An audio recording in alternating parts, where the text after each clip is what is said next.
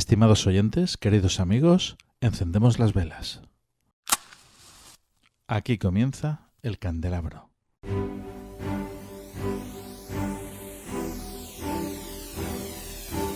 En la oscuridad de la noche, el candelabro nos ilumina y nos cubre de misterio.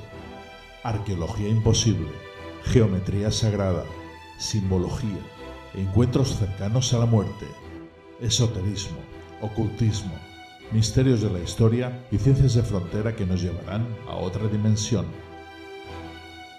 Todos los viernes a medianoche en Cadena Azul Radio y Azul FM. También puedes vernos en nuestro canal de YouTube y escucharnos en la plataforma iVoox.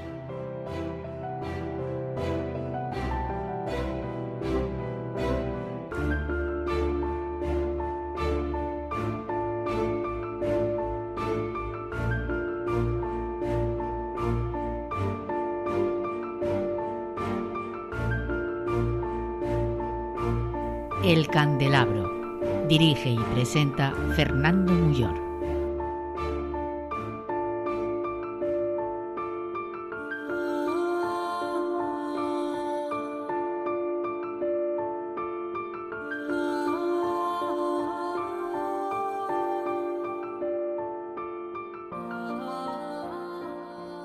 Estimados oyentes, queridos amigos, muy buenas noches. Esta noche vamos a disfrutar, yo el primero, con un programa apasionante. Y es que vamos a hablar de piratas. Bueno, yo aún recuerdo cuando era pequeño y me tragaba todas las películas que me ponían delante. Y bueno, por supuestísimo, ya luego las superproducciones como Piratas del Caribe y algunas más, ¿no?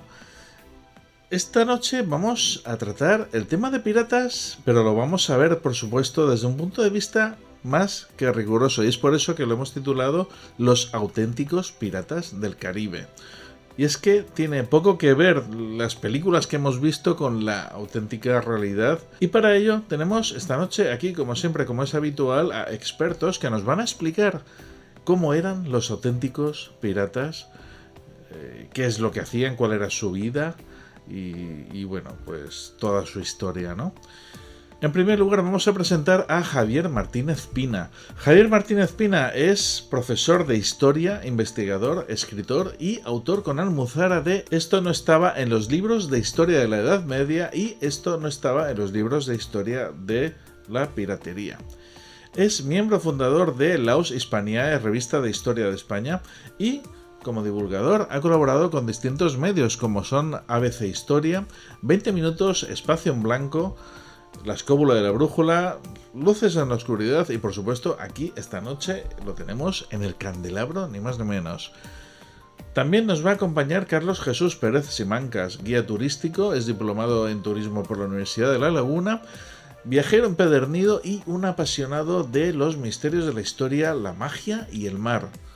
Por supuesto, parte del equipo del programa también nos va a acompañar a José Sevilla, Noelia Alejandra Martín Abad, Juan G. Caparrós y un servidor, Fernando Muyor. Antes de comenzar, como ya sabéis, cada semana estamos regalando en la comunidad fan del candelabro en iVoox un libro. En esta ocasión, el libro que regalamos se titula Magia Austral, de Sergio Fritz, ediciones Matrioska. ¿Qué tenéis que hacer para llevaros este fantástico libro? Es muy sencillo. Lo primero de todo, hazte fan del candelabro en iVoox. Hazte fan del candelabro en iVoox. Comienza con extras de nuestros programas, sorteo de libros y otros regalos. En iVoox verás una pestaña azul que pone apoyar y haciendo clic aquí podrás apoyar nuestra labor divulgativa con un coste mensual de 1,49 € al mes. Hazte fan del candelabro en iVoox ya mismo. Una vez te has hecho fan del candelabro en iVoox, no tienes más que meterte en la comunidad fan y verás que hemos puesto un post con una foto del libro que esta noche regalamos. Ahí nos tienes que contestar a la siguiente pregunta. Sergio Fritz, autor del libro que esta noche regalamos, ya lo tuvimos en el pasado en un programa del candelabro. ¿En qué programa fue? ¿Cuál es el título de ese programa? ¿Cuál es la fecha? ¿Y quiénes participaron en ese programa? El primero que conteste se lleva este fantástico libro. Ahora sí pasamos a nuestras secciones. Pensamiento Supremo de la mano de nuestro querido doctor Alberto Requena y Habitación 237 con nuestro compañero y crítico de cine Antonio Rentero. Por último, ya por fin, esa tertulia que todos estamos esperando, los auténticos piratas del Caribe. Comenzamos.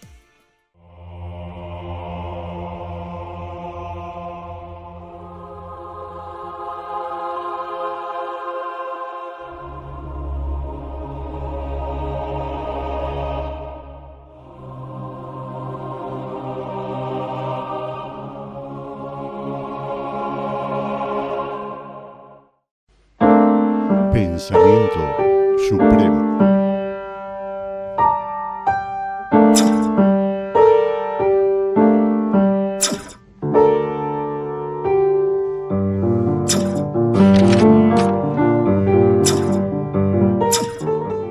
Piratas.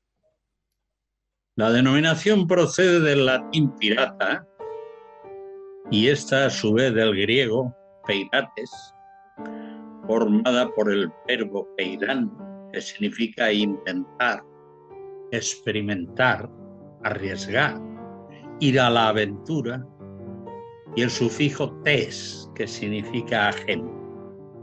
También podría derivarse de piros, fuego, y no desentona con la práctica habitual de los bucaneros o filibusteros, que finalizaban el asalto a los barcos que atacaban y robaban, prendiéndoles fuego.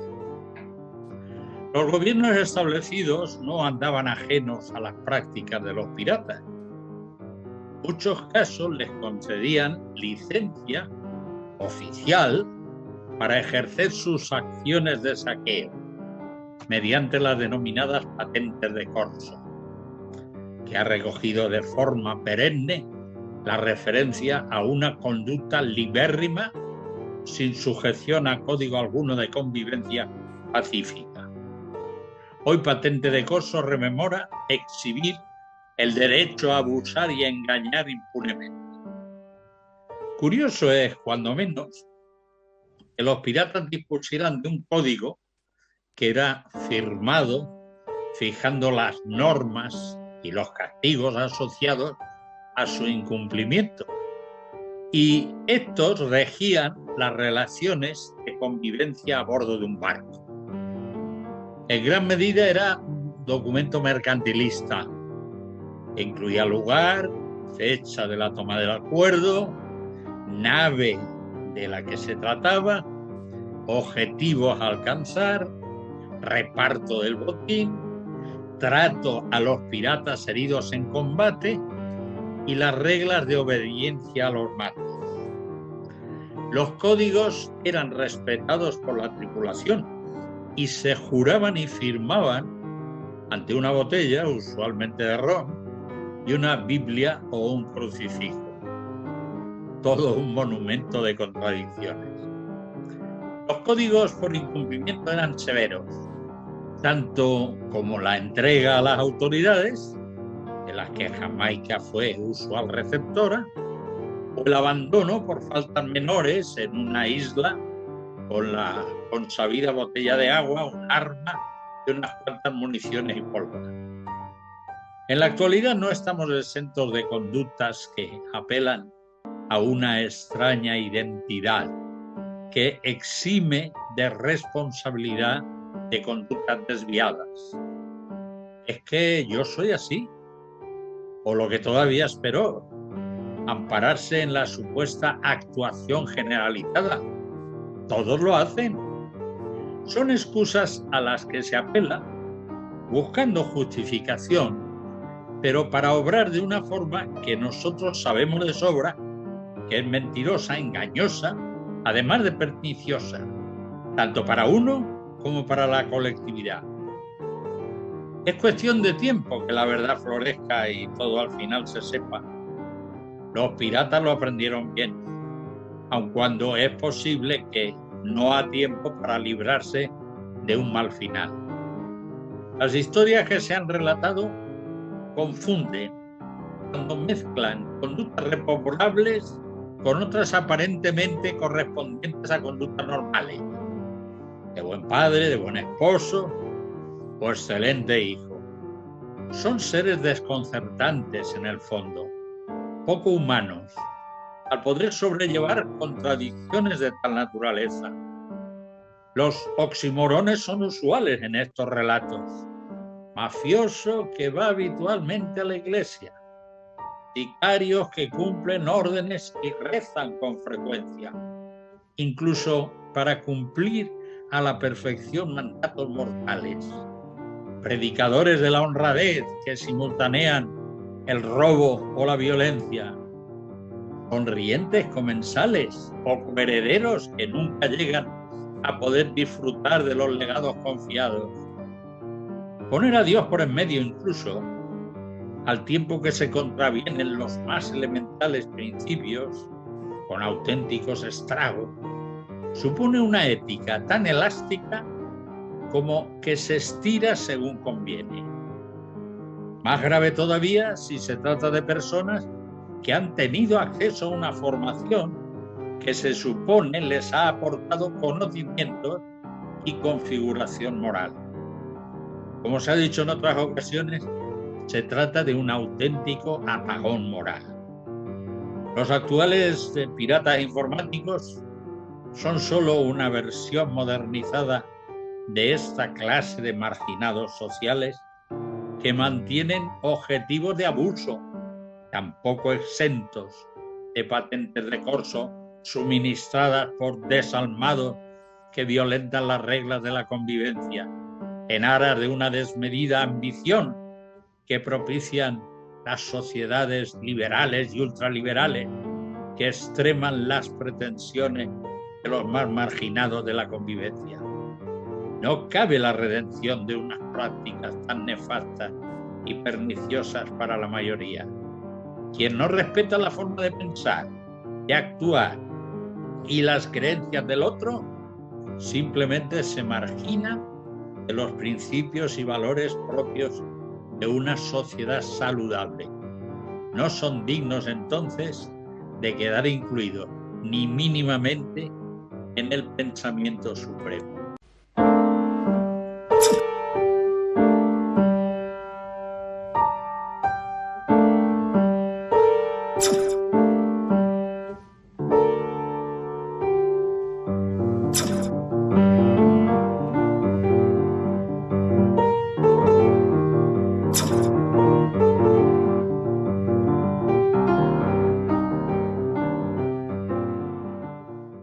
Estás escuchando El Candelabro.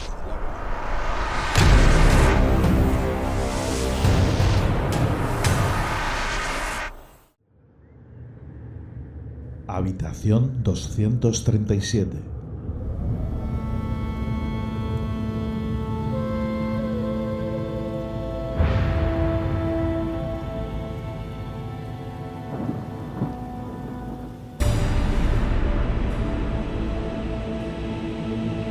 Saludos, Fernando. Muy buenas noches. Una vez más, gracias por invitarme a que con la habitación 237 forme parte del Candelabro.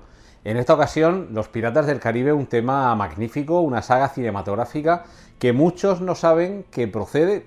Tenemos películas que están basadas en novelas, en cómics, en videojuegos, en series de televisión, incluso en muñequitos, en figuritas animadas, como puede ser el caso de G.I. Joe. Pero es que en este caso Piratas del Caribe está basado en una atracción de los parques Disney. A partir de los años 50, 60, Walt Disney comienza a desarrollar esta atracción, que de hecho fue la última de las atracciones en las que él tomó parte, se involucró personalmente en su desarrollo antes de fallecer. Y además creo que es memorable sobre todo porque a partir de finales de los años 60, a principios de los 70, fue de las primeras en incorporar animatronics, pequeños robots que iban haciendo algunos movimientos de manera mecánica y que constituyen sin duda una de las grandes atracciones de los parques Disney. Tuvieron que transcurrir unos cuantos años hasta que ya entrados en el siglo XXI llegara esta saga de películas en la que me gustaría hablar de un antecedente, un cierto antecedente, porque películas de piratas ha habido casi desde el comienzo de la historia del cine. Pero sí que es cierto que a partir de los años 60 y 70 desciende mucho el número de films de este tipo, de este subgénero, y quizá sí que hay un pequeño ejemplo en el año 1995 con la película de Renny Harlin, La isla de las cabezas cortadas, protagonizada por Geena Davis, por Matthew Modine y por Frank Langella. Era en cierta forma una anticipación a lo que llegaría unos años después con Piratas del Caribe, aunque sí que es cierto que con poca fortuna en la taquilla. Tendría que llegar el año 2003 y posteriormente en 2006 y 2007 con otras 2 nuevas entregas a cargo del director Gore Verbinski para que esta atracción de los parques Disney llegara al cine con un éxito tremendo. Es una de las franquicias más exitosas, creo que en buena parte se debe tanto a la visión del director, de Gore Verbinski, de esas 3 primeras entregas, como del elenco elegido y desde luego de la arrolladora personalidad de Johnny Depp, el personaje, o el actor que interpreta al personaje protagonista, ese Jack Sparrow, Juan Gorrión, se podría traducir, que sin duda se ha convertido por derecho propio en uno de los piratas más célebres de la historia del cine.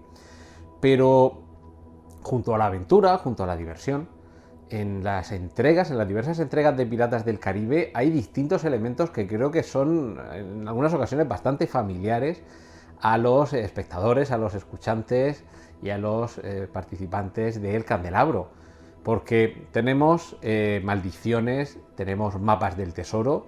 En el caso de la maldición de la perla negra, la primera entrega, ya incluso tenemos atisbos de El holandés errante que se desarrollarán con posterioridad. Luego, en la siguiente entrega, El cofre del hombre muerto, también tenemos a ese malvado Davy Jones con su tripulación horrorosamente hibridada con criaturas marinas. Y bueno, ¿qué decir del final de esa segunda entrega con ese gigantesco kraken? Las leyendas marinas desde tiempos inmemoriales se refieren a estos grandes cefalópodos capaces de tragarse un barco o capaces de tragarse a un pirata, como sucede en estas películas. Al año siguiente, en 2007, Piratas del Caribe, El fin del mundo, nos lleva a parte también de la historia, la Compañía de las Indias, en este caso la Compañía de las Indias Orientales, que también tiene su papel protagonista en esta película, y de nuevo tenemos esa presencia del holandés errante, que es una de esas leyendas asociadas al mar y a lo sobrenatural que a lo largo de la historia han hecho estremecer a generaciones de marineros de agua dulce y de agua salada. En las 2 últimas entregas, ya sin Gore Verbinski detrás, cosa que yo creo que en parte se nota, pero tampoco son películas que no podamos recomendar, sería En mareas peligrosas, esta película en la que Penélope Cruz interpreta al personaje de la hija de uno de los piratas más famosos de la historia, el pirata Barba Negra, interpretado aquí por el grandísimo Ian McShane. Y en este caso, y volviendo con las leyendas, volviendo con esos misterios de la historia, tenemos nada menos que la búsqueda de la fuente de la eterna juventud. Y por otro lado, en cuanto a criaturas mitológicas y también muy próximas a todo lo que tiene que ver con las leyendas marinas, tenemos a las sirenas. Y por último, hasta ahora, la última entrega, esperamos que haya alguna más en el futuro, tenemos Piratas del Caribe, La maldición de Salazar. Si en la anterior entrega habíamos tenido a Penélope Cruz, es ahora su pareja Javier Bardem quien aparece aquí, interpretando al malvado Salazar, al que alude el título, y a esos marineros fantasmas que tratan de escapar de ese quizá trasunto del Triángulo de las Bermudas, que en esta película es el Triángulo del Demonio, y de nuevo tenemos una cierta vinculación con todas las leyendas, con todos los misterios que hace que en estas películas, ya digo, además de la aventura, además de la diversión, porque también no dejan de ser comedias, tenemos ciertos elementos sobrenaturales que le dan una pátina en algunos momentos terrorífica, en otros momentos divertida, pero siempre mágica y misteriosa. Como ves, Fernando, la saga de Piratas del Caribe da para mucho. Lo que no da para mucho es el tiempo que quiero robaros en el programa de esta noche. Así que hasta aquí mi intervención esta semana y os escucho con interés todo lo que tenéis que hablar sobre los Piratas del Caribe, tanto los cinematográficos como los literarios, los históricos o los imaginarios. Nada más, Fernando, muchas gracias de nuevo por permitir que se abra la puerta de la habitación 237 en El Candelabro y hasta la próxima semana. Habitación 237.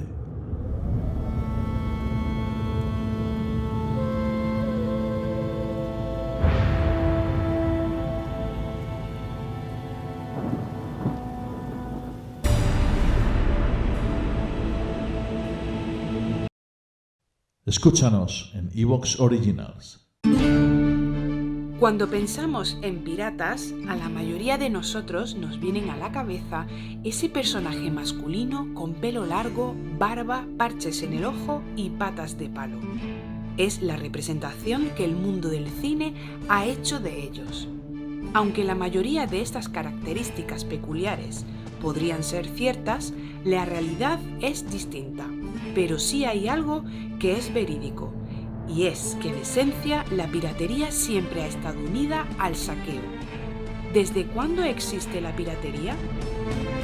Podríamos decir que es un negocio muy antiguo en el que puede incluirse a los marineros que secuestraron a Julio César en su juventud, los saqueadores vikingos que asolaron las costas del norte de Europa y de Inglaterra, o los piratas berberiscos que hicieron suyo el Mediterráneo. ¿Cómo eran los piratas? ¿Trabajaban para algún gobierno o para alguien? ¿Qué diferencia hay entre piratas y corsarios? A lo largo de la historia, en un mundo no solo reservado a los hombres, hemos conocido a multitud de piratas, aunque solo pocos son los que han logrado destacar. Hoy, en nuestra tertulia, descubriremos, junto a Javier Martínez Pina y Carlos Jesús Pérez Simancas, los aspectos más desconocidos de estos aventureros de los mares. Esta noche, en El Candelabro, hablaremos de los auténticos piratas del Caribe. Encendemos las velas.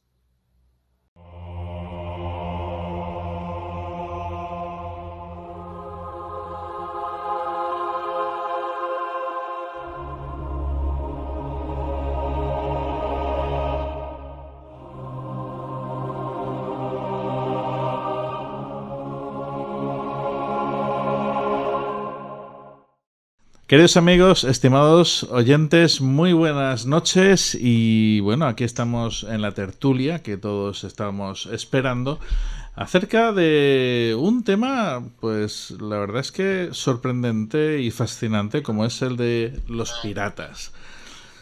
Javier Martínez Pina, ni más ni menos, que se encuentra con nosotros. Muy buenas noches, Javier.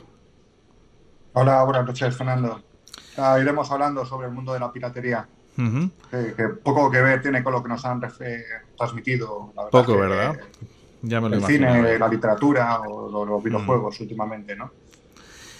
También está con nosotros Carlos Jesús Pérez Simancas. Muy buenas noches. Buenas noches, ¿qué tal? ¿Cómo estamos? Un saludo desde Canarias. Y bueno, parte del equipo del programa, José Sevilla. Buenas, José. Buenas tardes, muy buenas noches o buenos días, según cuando nos escuchen. Noelia Alejandra Martín Abad. Si desvelamos. Vamos a ver. Noelia. Hola, ¿qué tal? Pues encantada de estar una noche más con vosotros y hoy, bueno, pues con todo un elenco de lujo, y yo recomiendo a los oyentes que presten mucha atención porque hoy van a aprender muchísimo. Y Juan G. Caparrós. Buenas noches, compañero. Buenas noches. Pues nada, aquí dispuesto como siempre a disfrutar, a aprender. Me gusta mucho lo que ha dicho Javier, que poco realmente se nos ha transmitido una imagen, digamos, un poco romántica de los piratas, que no tiene nada que ver con lo que fue. Y también imagino que imaginamos de la piratería en Asia, que todavía existe, ¿eh? Todavía. Uh-huh. Cierto.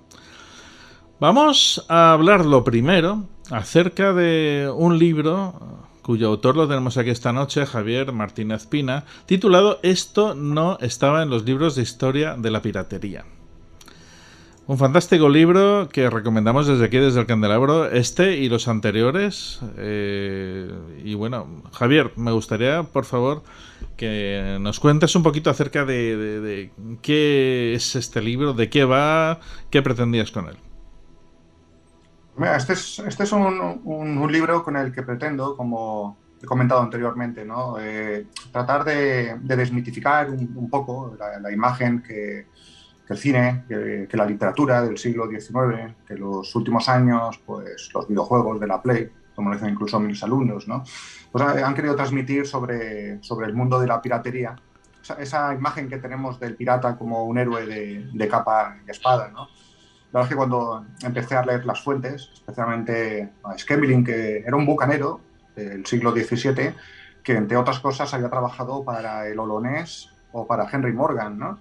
Y entonces empezó a describir cuáles fueron sus actuaciones en la América española, ¿no? Y la verdad es que fue una cosa tremenda, ¿no?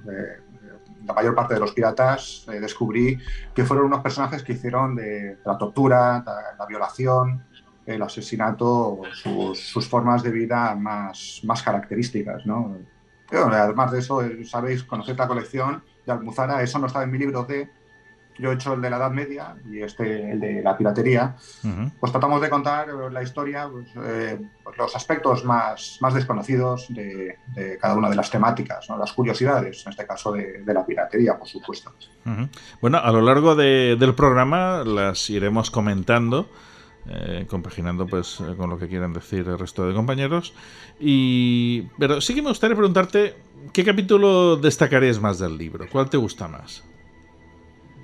Especialmente, en eso no estaba en mi libro de historia de la piratería, trato la piratería desde su origen, que a lo mejor la gente lo puede extrañar, ¿no? Pero el origen de la piratería lo tenemos en el mundo antiguo, prácticamente desde que existe comercio marítimo, ¿no? Pero indudablemente la parte más atractiva de la historia de la piratería es la etapa clásica, ¿no? Es entre el siglo XVI y XVII, especialmente en la América española, ¿no? El mundo de los piratas, de los corsarios, de los bucaneros, de los filibusteros. Estamos hablando del mundo de las madrigueras pirata, de Port Royal, de la Isla de la Tortuga, los tesoros perdidos, ese tipo de cosas. No a mí, sino generalmente es la parte de la historia de la piratería más conocida por el público. Carlos, también, bueno, tú eres de Canarias y hay mucha tradición, ¿no?, con esto de la piratería. Cuéntanos. Cuando uno a veces piensa en piratas, nos trasladamos hacia el Caribe, pero las grandes actuaciones de piratas fueron aquí en Canarias, en el famoso Triángulo San Vicente, entre el Cabo San Vicente en Portugal, la isla portuguesa de Madeira y las Canarias. Allí pues se apostaban este tipo de barcos esperando que algún barco de cabotaje, algún barco rezagado, perdido en medio del Atlántico, pues cayera en sus redes, ¿no? Digamos, esa moda se instaura cuando pillan al pirata, cuando el pirata Florín, que había estado por Canarias ambulando, se coge por sorpresa a un barco que había quedado rezagado de un convoy que venía de América, en el que venía parte del Quinto Real. El barco, aquel hombre tuvo que haberse caído de bruces viendo cómo iban las bodegas repletas de tesoro, que es la famosa frase aquella del rey Francisco de Francia, cuando dice, ¿no?, en qué cláusula del testamento de Adán ha quedado excluido el resto de países sin ser Portugal y España, ¿no? Algo así lo dijo. Pues bueno, pues ahí es donde se apuestan, y luego cuando vieron que aquello, pues España ya había aprendido del error, reforzando los convoyes, cuando se dedican a arrasar. Tenemos, por ejemplo, desde los ataques franceses a Santa Cruz de la Palma, San Sebastián de la Gomera, el ataque holandés de Van der Doe, después los ataques británicos, y el último, ¿no?, en el que, bueno, que solo a mí me gusta decirlo, los ingleses solo pudieron pisar Canarias pues 2 palmos de playa, más no pudieron pisar porque fueron expulsados por la tenacidad de la gente. Sí, no, de hecho, la mayor parte de los perros de mar de la Reina Virgen, de Isabel I de Inglaterra, antes de partir hacia América, estamos hablando de John Hawkins, estamos hablando de Francis Drake, que todos pasaban primero por Canarias y allí hacían de las suyas, ¿no? Pero no solo los piratas europeos, sino también los canarios también sufrieron las embestidas de los piratas berberiscos, ¿no? De hecho, también en Canarias hay una larga tradición de corsarios que lucharon a favor de la monarquía española para repeler estos terribles ataques de los piratas, entre ellos uno que yo trato en el libro, que es Amaro Pargo, que lo conocerá el compañero, seguro. Vamos a profundizar ahora acerca de todo esto, pero antes me gustaría preguntaros qué diferencia hay entre un corsario y un pirata. Pues un bucanero y un filibustero, perdona. Y un filibustero, filibustero, corsario. Sí. Bueno, Pirata, Pues sí. un pirata pues lo podemos definir como es una persona que roba por cuenta propia. No está amparado por ningún pabellón. Le da igual el barco que se le ponga por delante o la localidad. Lo que pasa es que, evidentemente, en la etapa clásica de la piratería americana, al actuar en territorio español, la mayor parte de los barcos o ciudades que asaltaban eran españoles, ¿no?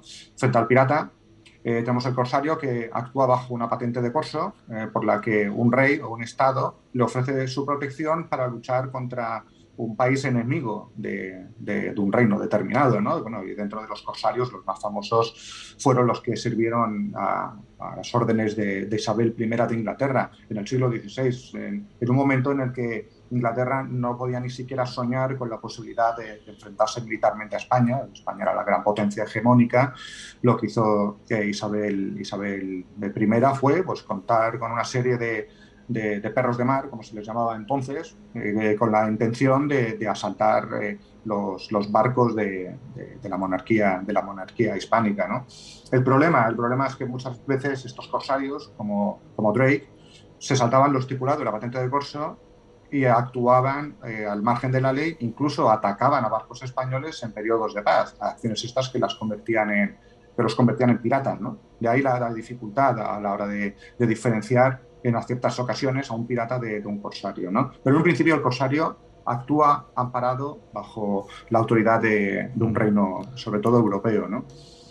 En cuanto a los bucaneros, bueno, el bucanero es un tipo de piratería típicamente americano, cuyo origen es una serie de personas, especialmente franceses, que se desplazaron a la isla de la Española o a la Tortuga, se dedicaban a asar carne de ganado cimarrón y posteriormente la vendían a los barcos, pues, para que tengan que hacer esas travesías atlánticas, pues una carne, pues, para poder alimentarse en este viaje, ¿no? El problema es que cuando empezó a faltar el ganado, pues parte de estos bucaneros, como Roque el brasiliano o el olonés, decidieron abrazarse al oficio de la piratería, convirtiéndose en peligrosos bucaneros, ¿no? Y finalmente los filibusteros es una mezcla entre bucanero y corsario, especialmente llevando pactos con Inglaterra y con Francia. Uh-huh. ¿Algo que añadir, Carlos, José, Noelia? Bueno, a mí me gustaría indicar que la figura del corsario ha existido hasta época relativamente reciente. Y en este sentido destacar, por ejemplo, la operación de buques corsarios alemanes durante la Segunda Guerra Mundial, como eran el Adler y el Cormorán, que eran buques mercantes artillados y que iban cambiando su apariencia para atacar buques mercantes y aliados, fundamentalmente en las zonas del Atlántico Sur y en la zona también del Índico, con lo cual es una figura que no ha desaparecido tampoco. Y en cuanto a, como muy bien decía Javier, el tema de la piratería es tan antiguo como la navegación.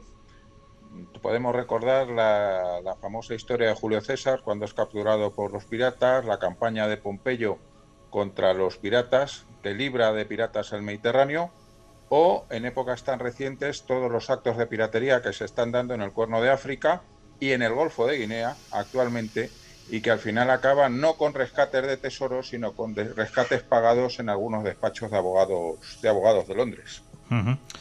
A eso vamos a ir ahora, ¿no? Vamos a hablar un poquito de la historia de la piratería.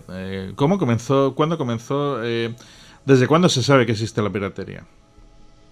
Las primeras fuentes nos hablan de hacia el año 1000 a.C., de los primeros piratas, los piratas del Egeo, cuando se cruzaban con un barco fenicio que atravesaba el mar Mediterráneo, pues, para ir a comerciar con Egipto, con Chipre, incluso aquí en España llegaron a Tartesos, ¿no? Pues estos piratas egeos se lanzaban sobre estos barcos con la intención que siempre han tenido los piratas, ¿no? Que es conseguir un botín, conseguir también marineros para venderlos en el mercado de esclavos, que son las dos grandes motivaciones de la piratería a lo largo de la historia, como estoy diciendo, y la tercera motivación, recordando lo que ha dicho el compañero, es conseguir o capturar personajes importantes para pedir por ellos un suculento rescate, como pasa con Julio César cuando cae en manos de los piratas cilicios, ¿no?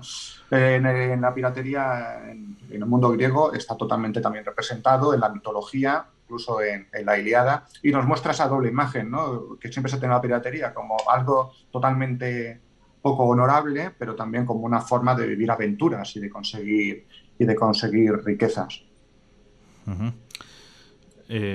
Noelia. Bueno, yo creo que, como comenta Javier, siempre ha existido a lo largo de la historia. España, además, al nosotros tener esa potencia hegemónica, hemos sufrido muchísimo la piratería, muchas veces encubierta por las patentes de corso. Hemos tenido, además, al acecho a la gran reina pirata, como es Isabel I, ¿no? Inglaterra no tenía otra forma de hacer una afrenta y de poder hacerse con las riquezas más que dedicarse a la piratería. Aunque nosotros, incluso los primeros piratas que padecimos fueron franceses, por no hablar luego de los piratas berberiscos. Pero también, bueno, pues a lo largo de nuestra historia vemos como España fue una de las primeras potencias en intentar frenar esa acción pirática, ¿no? Pues a raíz sobre todo de los convoys que se establecían en el tema de las Indias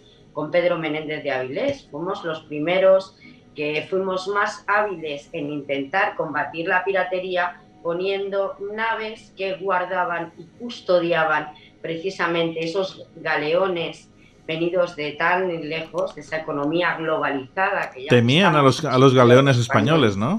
Los temían. Sí, porque además, muchas veces, los españoles también se autorizó la patente de corso en España. Nosotros tampoco nos quedamos absolutamente inermes, pero con ese descaro, con esa insidia, con esa, además, podríamos llamar instinto pirático en el sentido real de la palabra, yo creo que nuestras potencias emergentes europeas de alrededor nos han dado cuenta de ello. Ha sido una guerra prácticamente encubierta, una guerra de los mares, donde muchas veces ya digo que la piratería, y que me corrijan, y la patente de corso han cruzado una delgada línea roja, pues basada en intereses bastante sucios. Además, por lo que decíais de los galeones españoles y tanto que temían a los galeones españoles, porque es otra de las cosas que trato de desmitificar, ¿no? Esa imagen del pirata que prácticamente con su espada es capaz de derrotar por sí solo a un galeón español. Pues bueno, no, es totalmente mentira, ¿no? El 99% de los ataques de los piratas eran siempre contra mercantes, totalmente desprotegidos, y contra pequeñas localidades españoles que no tenían guarnición. No, todo lo contrario. Cuando la mayor parte de los piratas observaban en el horizonte las velas amenazantes de un barco español de guerra, pues la mayor parte de ellos salían con el rabo entre las piernas, ¿no? Y otra curiosidad, también creo que ha sido Noelia, ¿no? Lo has comentado, este sistema de flotas, ¿no? Que llegó a funcionar con tanta efectividad, que fue copiado, ¿no?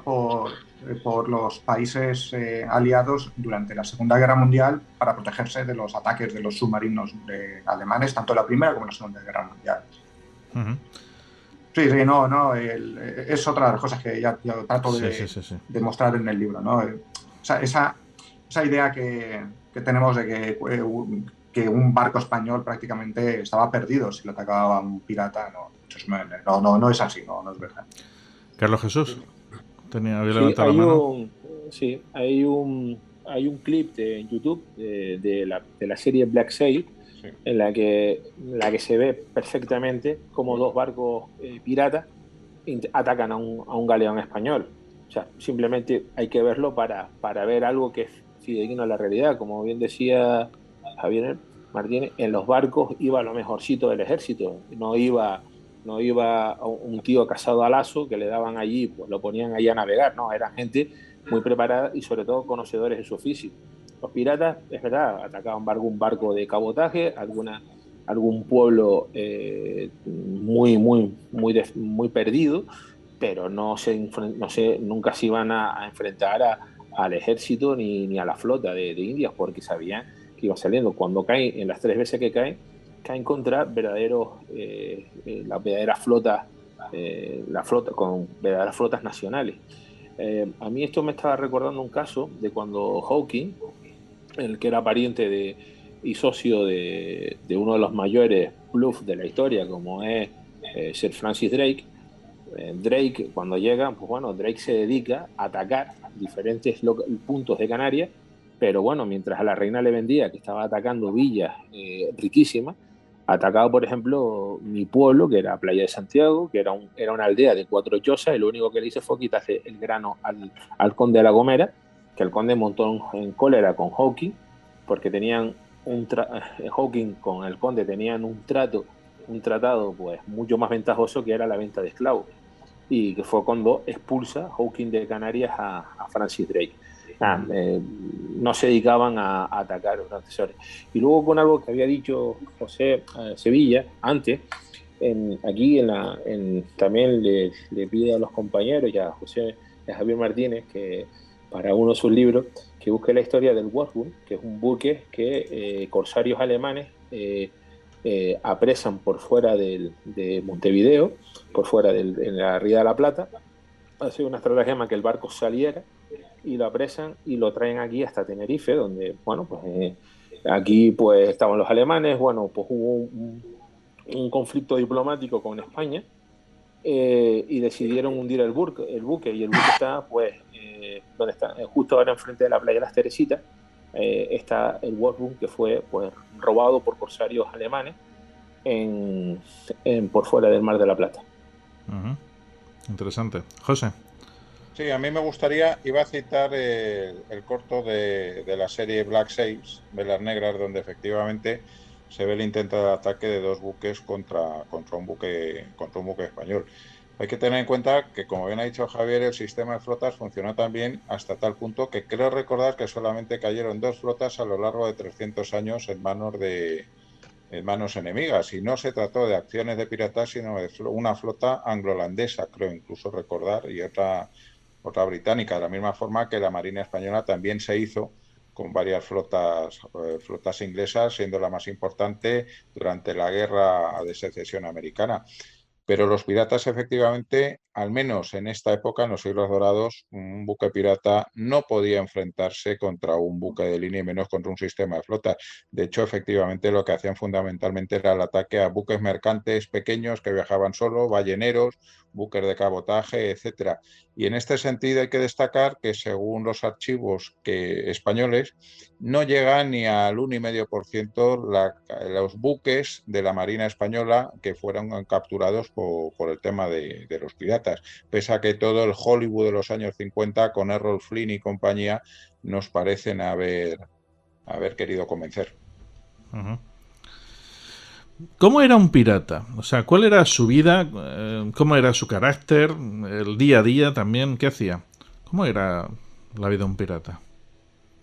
Bueno, la verdad es que tenemos muy pocas fuentes para tratar de conocer cómo es el día a día de la piratería, pero sí que tenemos algo, y lo he comentado al principio de esta charla, ¿no? Es el libro de Schmeling, que era un bucanero que sirvió a las órdenes de algunos de los piratas más sanguinarios de la época, y en donde pues, nos relata pues, todas las crueldades que hicieron, cómo vestían, cómo comían, el juego, qué hacían en sus madrigueras pirata, por ejemplo, la vestimenta. La vestimenta sí que es cierto, por lo que nos dice Schmeling, que sí que parece amoldarse bastante a lo que nos ha transmitido Hollywood, ¿no? Al ser un grupo tan anárquico, pues cada uno vestía como quería. Solían tener un pantalón de tela, una camisa, unas botas de cuero, pero cada uno, pues para llamar la atención, pues se ponía pues, un sombrero muy llamativo o una casaca. En cuanto a la bebida, también la gente piensa, ¿no? Le gustaba mucho el alcohol, pues también parece que era verdad, ¿no? Le gustaba mucho el ron jamaicano, pero como era muy caro, pues la verdad es que la mayor parte de las ocasiones tenían que llenar los barriles con whisky o con aguardiente. La cerveza y el vino no les gustaba tanto, porque eran de muy mala calidad, pero claro, eso cambiaba cuando atacaban una localidad española y accedían a vinos muy, muy demandados por ellos, ¿no? La vestimenta, la comida, el juego, eran las actividades, ¿no?, por las que solían pasar el tiempo, especialmente en esos largos viajes que hacían entre Europa y América, ¿no? Y el juego también le gustaba mucho, sí, sí. Tenían entre ellos... Preguntarle, Fernando, quería preguntar sobre el tema este de... Siempre se dice que Jamaica y la isla de la Tortuga eran, digamos, los refugios de ellos, ¿no? Eso que fue una zona que, digamos, la corona, digamos, española dejó de lado porque eran prácticamente indefendibles, o eso también entra parte un poco de la leyenda, ¿no? Porque siempre entra en Jamaica y lo que es, digamos, aquellas islas de Bahamas, Tortugas, por ahí había algo siempre, ¿no? Bueno, Jamaica fue conquistada por los ingleses en el siglo XVII, pero es que el gran problema de España es que no tenía solución. Es que tenemos que tener en cuenta, y fue una auténtica heroicidad, ¿no?, por parte de nuestros antepasados, podemos decir, aparte que creo que es verdad, ¿no?, es las dificultades que tuvieron para controlar un espacio geográfico tan enormemente grande como era prácticamente la mayor parte del continente americano, con unos medios tan limitados como podía tener una potencia en el siglo XVI. Entonces, es que España no tenía una capacidad demográfica para poblar todas esas islas, todo ese territorio tan enorme que se había incorporado al imperio español, ¿no? Entonces, la mayor parte de pequeñas islitas es que no estaban abandonadas, ¿no? Y por lo tanto se convirtieron en lugares idóneos para estos piratas para poder establecer sus principales bases, ¿no? Un ejemplo es la isla de la Tortuga, que está justo al norte de la isla de la Española, ¿no? Jamaica no, Jamaica fue una colonia española que fue conquistada en el siglo XVII, pero aún así habían otras pequeñas islitas por la Costa de los Mosquitos, por las Bahamas, que sí, que también eran refugios de piratas, ¿no? Pero incluso en España, vosotros lo sabéis, muchas de las islas que estaban en el siglo XVI, cerca de donde vivimos nosotros, yo soy de Alicante, ¿no? Pues justo enfrente de Alicante tenemos la isla de Tabarca, que estaba despoblada y que por lo tanto hasta que acogió población fue una base pirata desde donde se lanzaron ataques que provocaron auténticos desastres, ¿no?, en toda esta zona. ¿Había entre ellos algún tipo de código de conducta?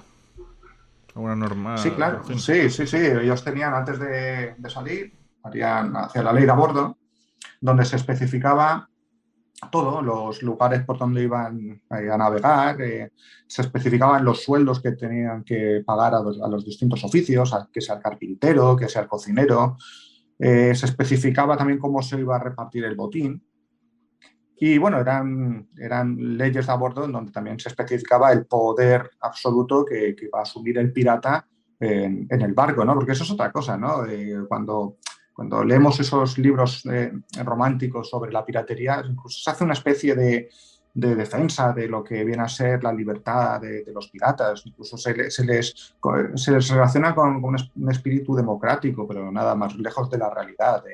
El capitán pirata tenía un poder absoluto sobre sus hombres y cuidado que se saltasen las normas de la ley de a bordo, que los castigos podían ser brutales, ¿no? Como de hecho lo fueron, desde abandonar a un hombre que se había saltado las normas en una isla desierta para que cuando subiese la marea pues, se ahogase, abandonar a un pirata en un territorio español para que los españoles les diesen caza, o pasar al que infligía las normas por debajo de la quilla del barco. Estáis muy callados, Noelia, José, Carlos. Bueno, a mí me gustaría preguntar sobre todo por los grandes mitos de los piratas, ¿no? Me gustaría que explicaran esa bandera de la famosa tibias y las calaveras, que no siempre ha sido pirata, que no siempre han llevado los piratas. Me gustaría preguntar sobre el famoso parche en el ojo, por qué se hacía, si realmente era porque todos eran heridos o a lo mejor es por un tema de mejor visionado, que luego se ha seguido utilizando con los primeros cazas que se pusieron en funcionamiento. Pues de una en una, varias preguntas. De una en una, ¿no? Vamos a preguntárselo. Sobre todo esos mitos relacionados con la indumentaria, ¿no? Parece, y además que lo relacionaran, porque creo que hay un antes y un después de Barba Negra y de ese mito gestado. Entonces, sí me gustaría que nos aclararan esa imagen mitificada del pirata físicamente, con ese parche, con esas banderas. ¿Qué hay de verdad y qué hay de leyenda? Mira, empezamos por las banderas, la Jolly Rogers. La Jolly Rogers es que no, la gente no lo sabe, pero esas banderas negras con las calaveras y con las tibias cruzadas no aparece hasta los momentos finales de la piratería. ¿Por qué? Bueno, para que exista piratería, creo que todos estamos de acuerdo que tiene que haber un Estado detrás que le dé su apoyo. Eso ocurre en la zona del Caribe en los siglos XVI y XVII. ¿Por qué? Pues lo que estamos diciendo, porque tanto Inglaterra como Francia, como Holanda, como los principales reinos enemigos de la monarquía española están dando su apoyo a esos piratas pues, para que ataquen a España, ¿no? Bueno, el caso es que ¿qué pasó en el siglo XVII? Pues en el siglo XVII lo que ocurre es que Inglaterra, Francia y Holanda empiezan a tener colonias en América. Entonces, claro, ya no les mola tanto el asunto de la piratería porque atenta contra sus propios intereses. Y entonces es a partir de finales del siglo XVII cuando estos países empiezan junto a España a perseguir a los últimos piratas, ¿no? Noelia ha dicho Barba Negra, pues por ejemplo Barba Negra o Capitán Kidd. Entonces, ¿qué ocurrió? Como estos piratas ya no tenían acceso a esas madrigueras que antes habían estado abiertos para ellos, pues para que se gastasen su botín de lo que habían logrado capturar, estos últimos piratas se vieron obligados a sobrevivir solos en alta mar, en unos buques cada vez más grandes y más artillados. Y para infundir cada vez más terror a los barcos enemigos, se empezaron a utilizar esas banderas sobre las que ha hablado Noelia anteriormente, ¿no? Banderas famosas como las de Calico Jack o la de Edward England, como esos corazones sangrantes, esas tibias, esas espadas cruzadas, esas calaveras, ¿no? Debe ser la imagen terrible. En cuanto a lo de los ojos, antes hemos hablado de la chasse de partie o la ley de a bordo, que hemos dicho que se especificaba los lugares por donde se iba a navegar, las ciudades que se iban a atacar, los sueldos para los oficios del barco pirata, pero también se especificaban las indemnizaciones que tenían que recibir los piratas en caso de accidente, ¿no? Y una de las indemnizaciones era por la pérdida de un ojo. Se ve que era bastante habitual, porque claro, en este tipo de oficio, en donde hay tantos enfrentamientos armados, era normal que una persona perdiese un brazo, una pierna, un ojo. Y por cada miembro que perdías te daban un dinero. O un esclavo incluso, ¿no? Y lo otro no me acuerdo, lo de Barba Negra, creo que también has comentado, ¿no, Noelia? Esa imagen de Barba Negra totalmente la indumentaria. Y ya que estás, por favor, explica algo que llevaba también nuestro Daoiz y Velarde, los pendientes de los piratas, Javier. Ah, claro, verdad, también. Eso es una cosa que también lo explico en el libro. Es que esa costumbre de utilizar los pendientes y los collares la popularizan los piratas. ¿Por qué? Porque cuando asaltaban una ciudad española y cogían esos tesoros, pues después utilizaron los collares, los pendientes, pues para llamar la atención y distinguirse entre sus compañeros. Evidentemente, cuanto más collares llevasas, es que más botín habías capturado. Lo que no sabía, Noelia, es lo de Daoiz y Velarde. Sí, en los pendientes, cada vez que se cruzaba el Ecuador, se ponía un pendiente en nuestra marinería. De hecho, por eso Daoiz y Velarde llevaban un pendiente cada uno.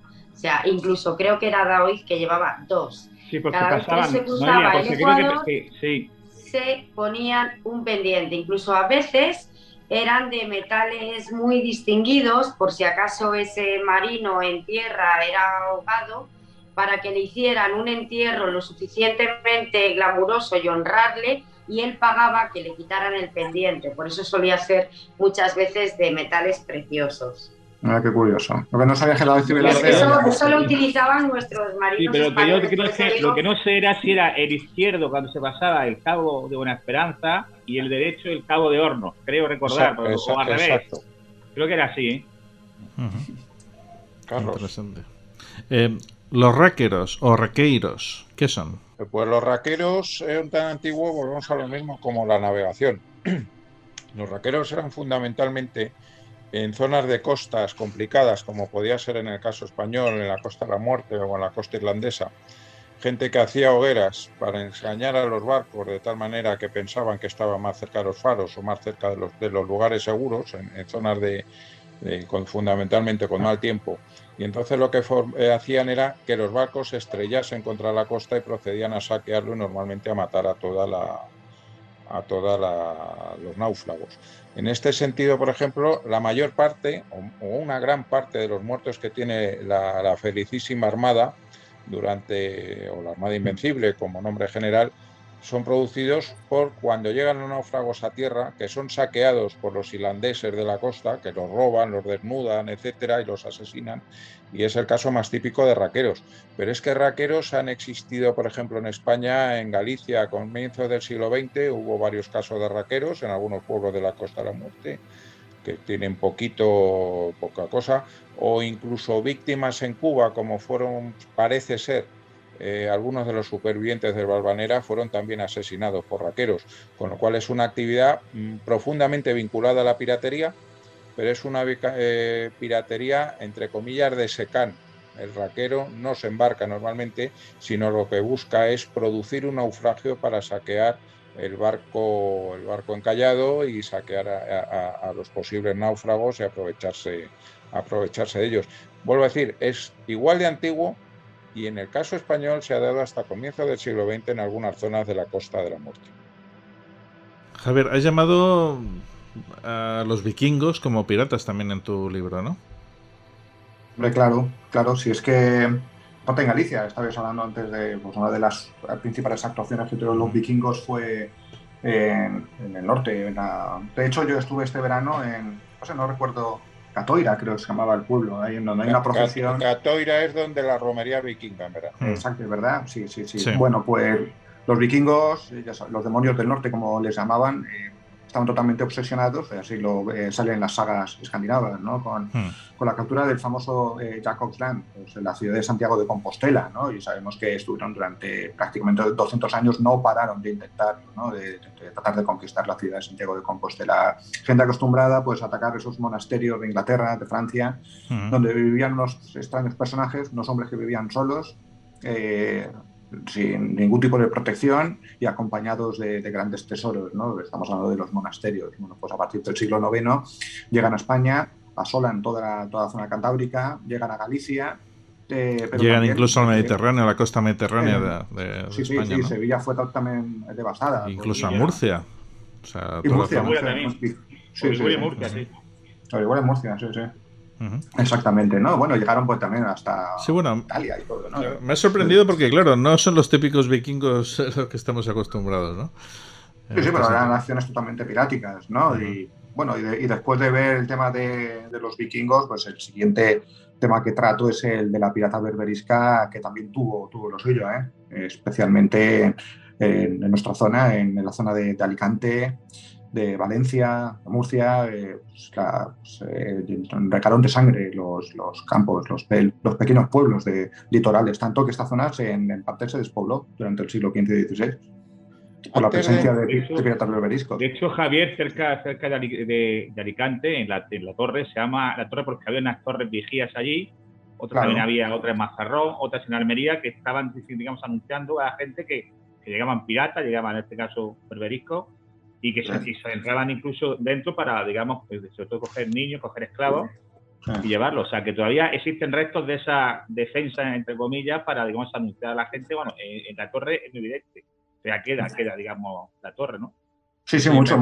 En Alicante muchos, tenemos muchas torres de vigía que tenían esa función, ¿no? Estar vigilando para ver si veían a los piratas berberiscos y dar la señal de alarma para que la gente saliese por patas, porque claro, la intención de esta gente era llegar y capturar a la población que podían encontrar en los pequeños pueblos y llevárselos para venderlos en los mercados de esclavos del norte de África. Bueno, y en el libro también cuento la que hicieron en Mahón, el famoso Jeremí Barbarroja, que fue terrible, ¿no? La ciudad quedó devastada totalmente. Pero también hubieron piratas españoles. Sí, lo que pasa es que es distinto. Yo creo que la piratería que los hay, pero sobre todo hay que destacar lo que es el mundo de los corsarios españoles, que tenían una naturaleza totalmente distinta a lo que podían ser los corsarios franceses o ingleses, ¿no?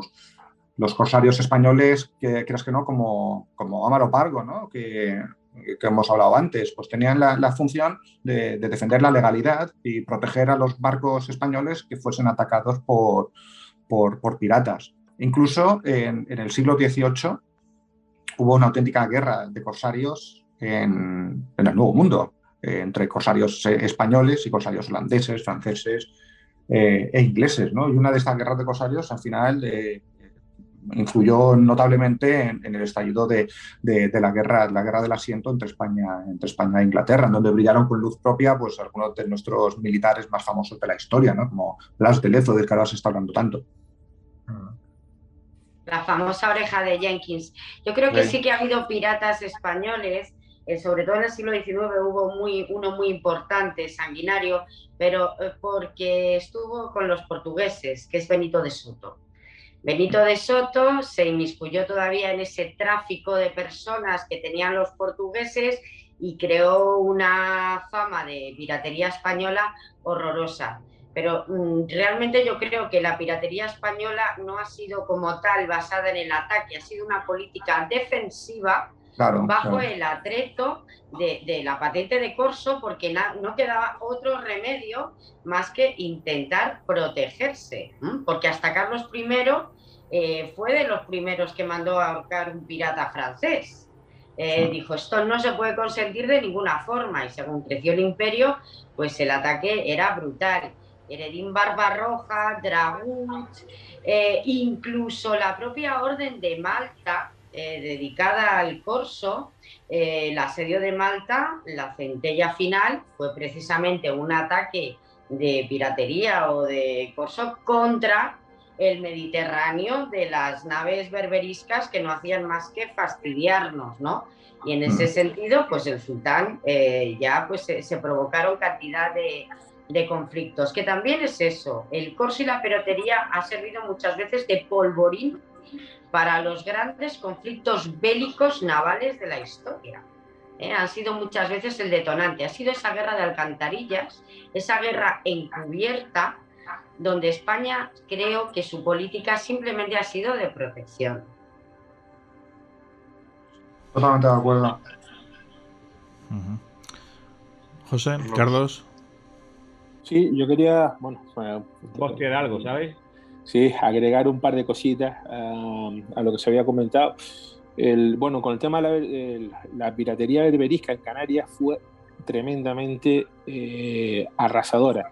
O sea, eso sí fue una verdadera devastación desde la isla desde Lanzarote hasta prácticamente La Palma. El Hierro porque el Hierro es muy difícil de acceder por mar, pero tenemos la captura de las razias para capturar prisioneros en Lanzarote, en Fuerteventura, en Gran Canaria.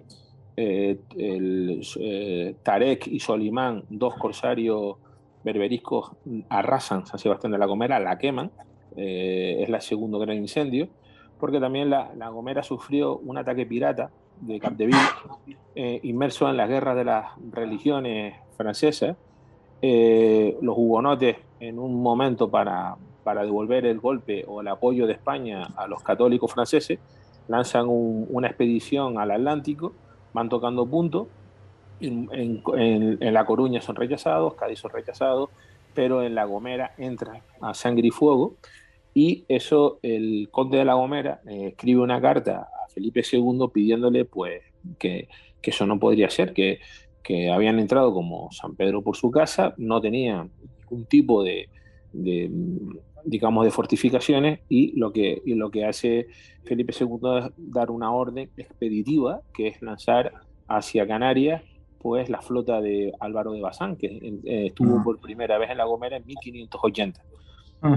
Refuerza, él es el primero que planifica la defensa del puerto de la Rada de Santa Cruz, de San Sebastián de la Gomera, perdón, y lo que hace prácticamente es recluta, hace una leva, y gomeros son los que participan dentro dentro de lo que fue pues el asalto a las Azores. Ese suceso viene dado porque 2 años antes, el famoso Leclerc pata de palo estuvo en Canarias, no estuvo en el Caribe, había hecho justo en donde se encuentra hoy el volcán, en la zona de Tazacorte.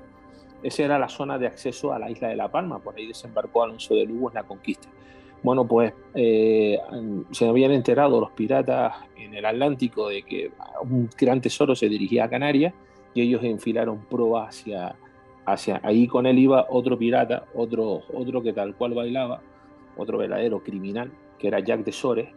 Ellos se dirigen hacia Canarias y apresan en pleno Atlántico una vez que a un barco. Ese barco iba con 52 jesuitas, que su misión era evangelizar y construir iglesias y monasterios abajo en Brasil. Dejaron toda su riqueza, que eran simplemente, todo eran pues reliquias de santos. Por eso en La Palma hay unas 500 reliquias de diferentes santos, y es por ese fenómeno.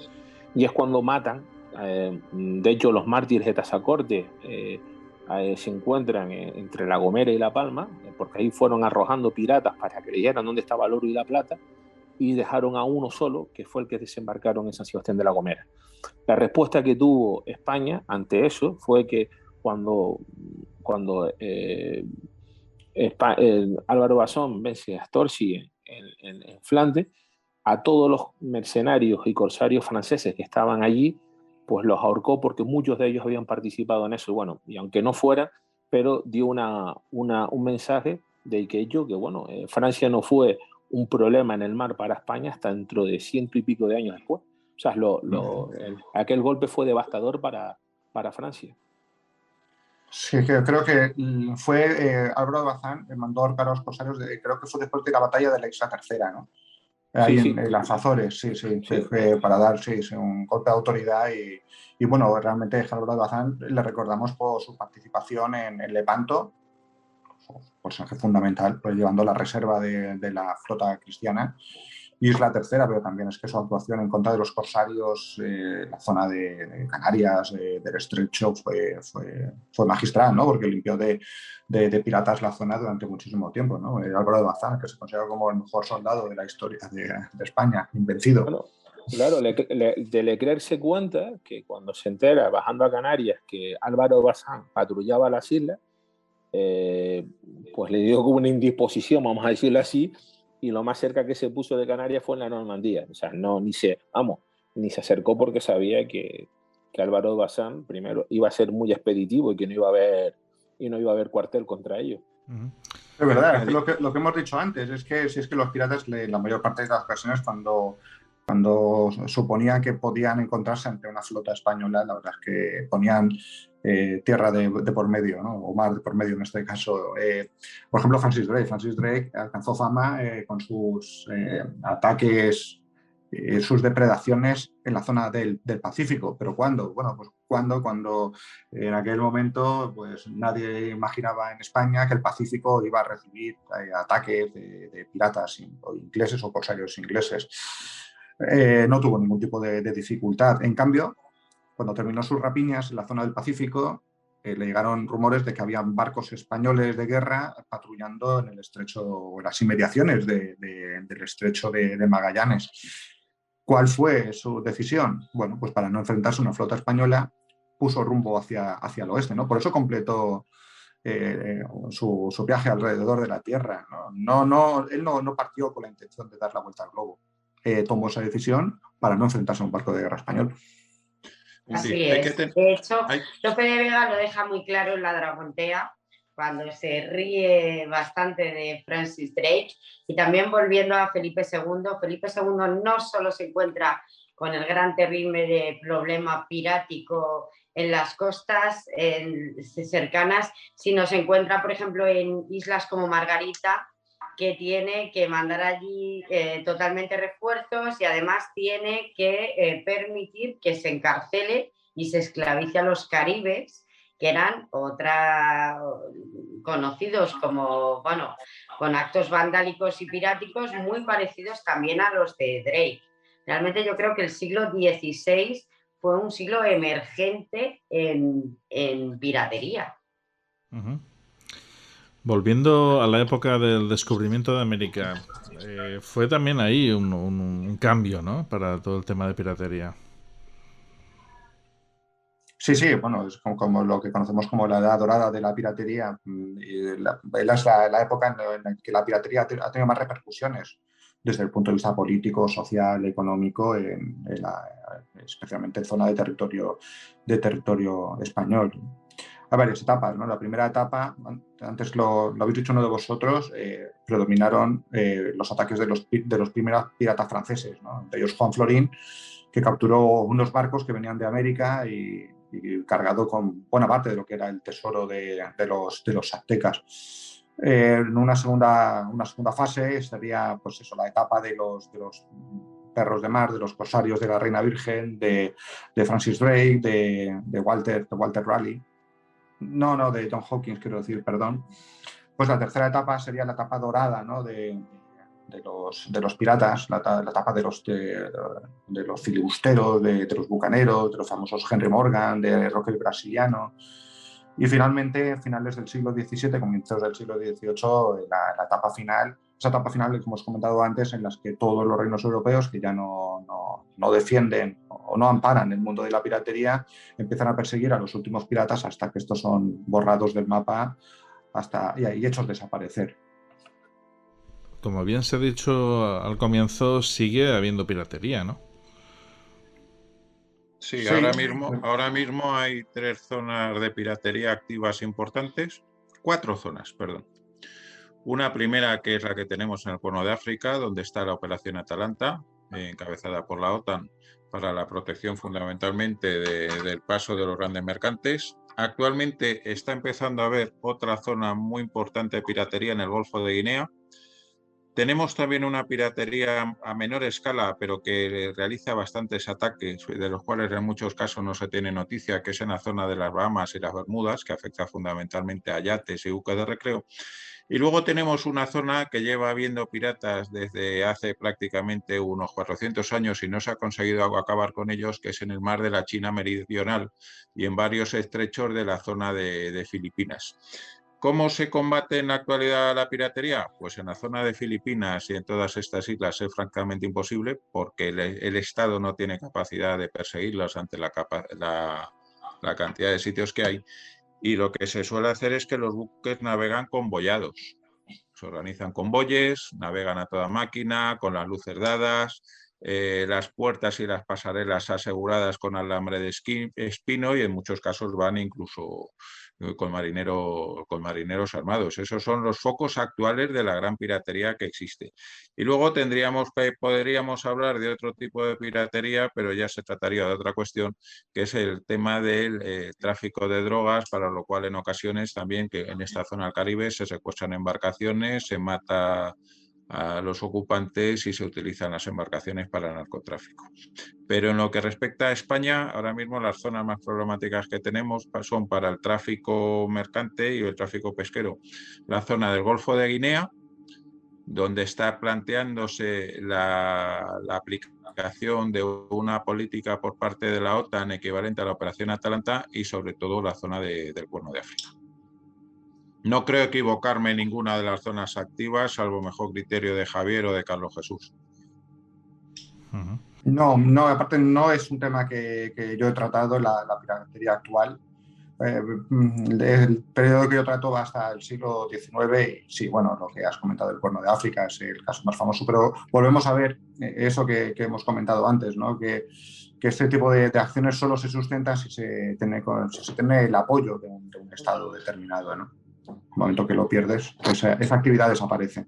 Sí es verdad que la legislación actual es tremendamente, entre comillas, beneficiosa para las personas que ejercen la piratería, por cuanto, por ejemplo, en el Cuerno de África, cuando están cogiendo buques, se realizan violaciones, torturas a los tripulantes, etcétera, a unos grados de una brutalidad que no tiene nada que envidiar a los que existían en el siglo XVI con el olonés, que destripaban gente, este tipo de sanos entretenimientos a bordo que tenía esta gente y que rozan la psicopatía. Entonces, si son capturados por países occidentales, en muchos casos salen con unas penas que no se ajustan a la gravedad de los delitos. Quien está combatiendo más eficazmente ahora mismo a la piratería en todos estos mares fundamentalmente es la Marina de Guerra de Rusia y la Marina de Guerra china, que directamente los manda al fondo sin hacer ningún tipo de preguntas y sin necesidad de leerle sus derechos cuando se encuentran un buque de estos o a gente practicando la piratería. No como nosotros, España, que una vez más trata de solventar las cosas por la vía suave y pagando dinero bajo cuerda a toda esta gente para que liberen a los rehenes. Aunque en la antigüedad no era así, ¿no? En la antigüedad éramos, vamos, lo máximo, ¿no? Éramos los más temibles, ¿no? Para los piratas. La persona que con más eficacia trata a los piratas en un breve espacio de tiempo, pues es, como ya he dicho antes, Julio César. Que le secuestran de joven, piden un rescate por él dice que ese rescate es poco, que vale mucho más, su familia paga, y conforme lo liberan les dice que va a volver a crucificarlos a todos. Entonces Julio César arma, se endeuda hasta las pestañas, arma una flota, vuelve allí y convenientemente crucifica a todos los piratas que habían tenido, una ciudad que la habían tenido, y acaba con ellos. Y luego, posteriormente, nos encontramos la campaña también de Pompeyo, que si bien en el siglo XVI, en el siglo XVII y en el XVIII se los ahorcaba, Pompeyo pues hace también... el tema de la cruz era un elemento bastante bueno para acabar con los piratas. Carlos. Bueno, sí, el tema de diciendo José, sí, lo Pompeyo con los piratas silicios, ¿no? Hay que también que explicar que son piratas del norte de Berbería los que iban a trasladar, por ejemplo, a Quinto Sertorio para nombrarse rey de las Afortunadas, ¿no? Según se cuenta en la historia de las guerras sertorianas, de que él quería venir a Canarias, ¿no? A nombrarse rey de las islas. O también tenemos pues el hecho de que Espartaco, en aquella historia de si volver hacia atrás y perderse por todo lo que era la Galia, o cruzar hacia lo que era el granero de Roma, que era el norte de África, y que bueno, que Roma, los romanos, otra cosa no, pero eran grandes negociadores, y como decía Sevilla, pues una cruz pues siempre... iba a poner siempre a favor a la balanza hacia Roma, ¿no? Son los famosos piratas silicios, ¿no? del norte que iban a pasar a Roma, a Espartaco hacia el norte de África. Pero hay una cuestión que también quería contarle. Los primeros que ejercen piratería aquí en Canarias fueron los portugueses. Los portugueses se dedicaron pues prácticamente en los primeros años de la conquista a entorpecer y sobre todo a no sé la palabra, digamos, a hallar por tierra todo el plan de conquista que tenía Castilla sobre las Canarias. Y de hecho pues son los primeros tenían varias bases, uno en La Gomera, y también pues bueno, pues se sabe pues todo lo que alrededor de Gran Canaria pues patrullaban, sobre todo esperando barcos que venían de Guinea, y aquello fue resuelto en el Tratado de Alcazaba, en el que bueno, España se comprometía no a volver a ir a Guinea, no pasar del paralelo 28, y pues bueno, y que Portugal tenía que retirar pues todo su tenía que retirarse de Canarias, ¿no? Eran dos apuntes sí que quería hacer. Juanje. Sí, yo quería preguntar una cosa, porque realmente también creo que hay en la parte de Asia, en la parte de Japón y Corea también se ejerció bastante la piratería. De hecho, solían ir, sobre todo cuando ya Filipinas es española, a asaltar. Algunos incluso contaban, digamos, samuráis en sus barcos para asaltar lo que era la isla, digamos, de Luzón. Incluso creo que el gobernador, un Carrión, contrató o trajo de España unos tercios de Flandes y dio lugar a una batalla entre los piratas japoneses, que eran también samuráis, en la batalla de, creo que era Cagayán o algo así, que fue el primer enfrentamiento entre tercios de Flandes antiguos y los piratas samuráis, ¿no? De Japón, que es la única edad. Pero vamos, que también es una parte que también todo Japón y Corea también una parte, digamos, que tiene su historia en la piratería, incluso mejor anterior al Caribe. Hay un libro muy bueno, Naves Negras, de Carlos Canales, y ahora me acuerdo, ¿tú sabes, José, cómo se llamaba? Creo que es Miguel del Rey, ¿es posible? Miguel del Rey, sí. Carlos Canales y Miguel del Rey, discúlpeme. Pues habla sobre ese capítulo, sobre Cagayán, en el que en el norte, en la provincia de Nueva Segovia, bueno, pues allí, o sea, reciben Ronin, que son un samurái sin gobernador, que se dedican y bueno, pues son prácticamente aplastados, y España pues también lanza un mensaje disuasorio a cualquiera, va ahorcando japoneses entre Filipinas y la isla de Japón, y de hecho se dice que llega a ahorcar en la propia Japón al líder, lo ahorca como un mensaje. De hecho, eso por lo visto dio origen a toda una leyenda de mitología de demonios del mar, muy apestoso, porque por lo visto creo que los barcos españoles venían como con un olor ya intrínseco, ¿no?, de estar tanto tiempo en el mar, pero que bueno, que eran gente con la que no se debería meter, ¿no? Y Japón no se volvió a acercar a las Filipinas hasta la Segunda Guerra Mundial, en la que entra en Manila. Bueno, en el caso del combate de Cagayán, efectivamente ocurrió, y fue la defensa frente a piratas chinos y japoneses y coreanos que estaban hostigando la zona. Se habla de que fueron tercios de Flandes, pero jamás llegó a haber tercios de Flandes allí. Lo que hace el gobernador es que ordena a Carrión, que era un hombre que se encontraba, entre comillas, exiliado, porque Felipe II le manda allí para sacarle de la cárcel, porque estaba metido en la cárcel por la Inquisición, porque había sido bígamo, y como una forma de salvarle, le destina a Filipinas. Entonces se organiza allí una pequeña fuerza para combatir a estos piratas que están atacando una de las provincias de la zona de Filipinas, y fundamentalmente, aparte de españoles, en la tripulación por un lado van también mexicas, que habían sido destinados allí, gente pues prácticamente azteca, van mulatos, van bastantes canarios también, y lo que se inicia la persecución, que finaliza con la derrota de estos piratas en los combates de Cagayán, y luego desaparece este capitán español en persecución de ellos en su buque cuando va en persecución. Pero efectivamente, donde sí ha habido una enorme piratería en unos números que jamás se dieron en el Caribe ni en el Atlántico, ni en las zonas del Atlántico Sur, es en toda esa zona del mar de la China. Pensemos que el mayor líder pirata de la historia no es un hombre, es una mujer. Y era una mujer que vive a caballo entre finales del siglo XVIII y el siglo XIX, y de la que creo haber leído que llegó a disponer de casi 600 barcos de todos los tamaños y más de 20.000 hombres. O sea, fue una pirata realmente feroz, y contra los que combatían de una manera tremenda la marina inglesa. ¿Esta mujer dónde combatía exactamente? ¿En el mar de China? En los mares de la China, en la zona de Corea, zona de Filipinas. Todos esos aprovechaban el tráfico comercial, que era muy... Era asiática ella, entonces. Era china. Era china.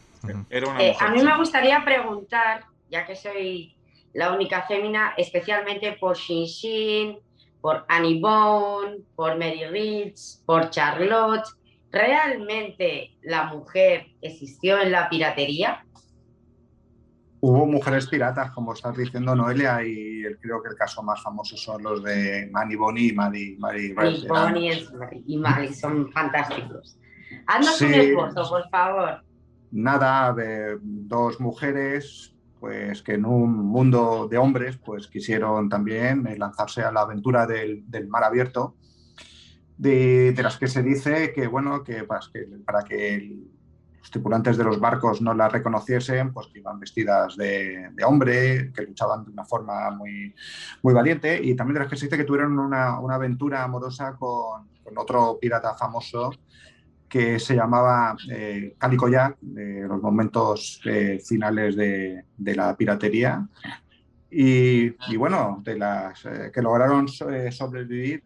ambos casos y que yo creo que tiene una biografía que sería idónea para hacer algún tipo de película, una superproducción de Hollywood, ¿no? Una auténtica vida de aventuras que tuvieron Annie Bonny y Mary Red.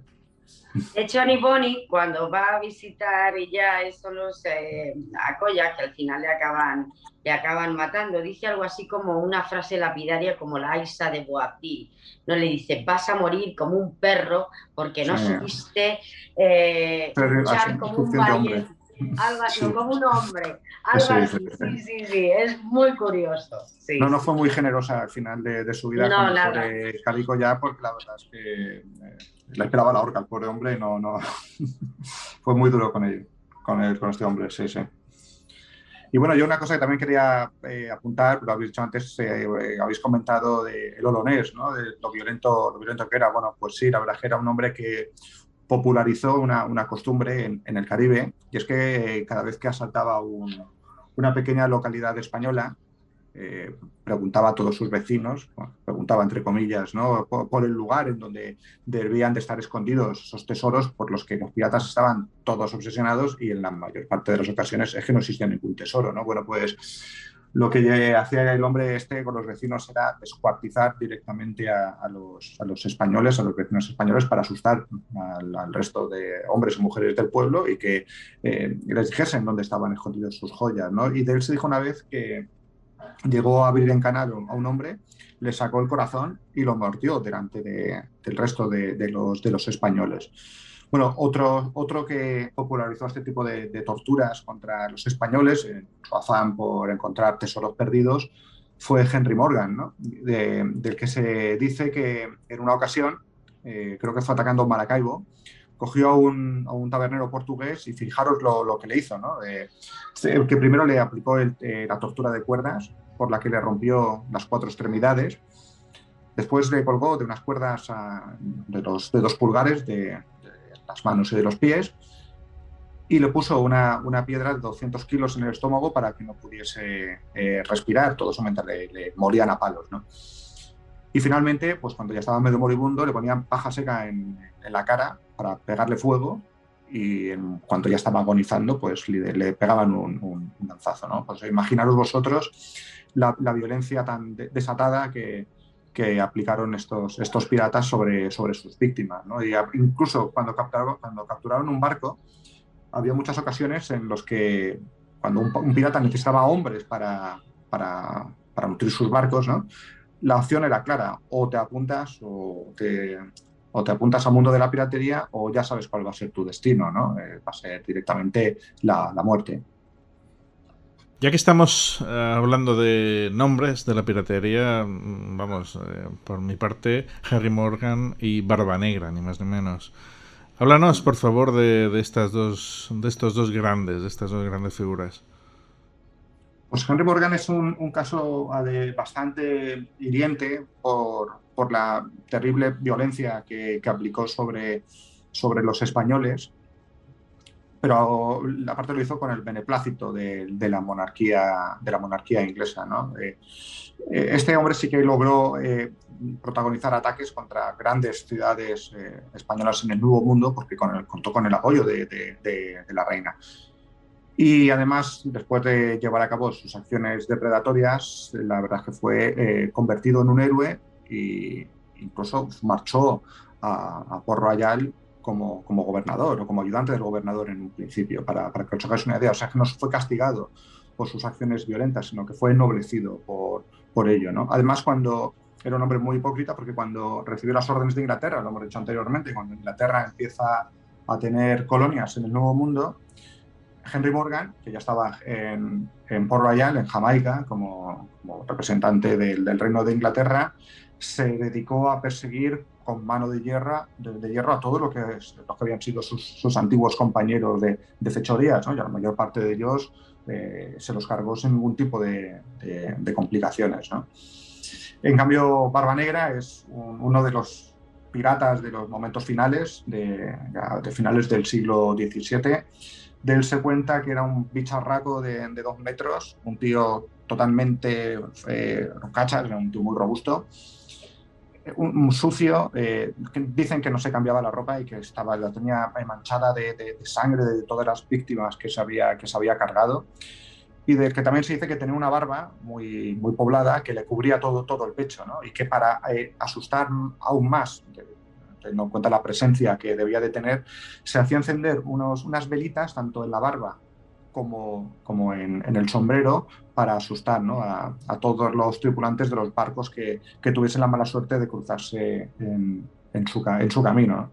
Finalmente fue derrotado por un oficial británico.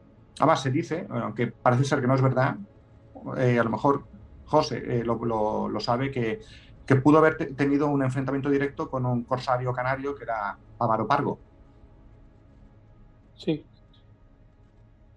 Pero no, yo lo que he leído parece ser que es un episodio legendario y que ese enfrentamiento que habría sido épico, ¿no?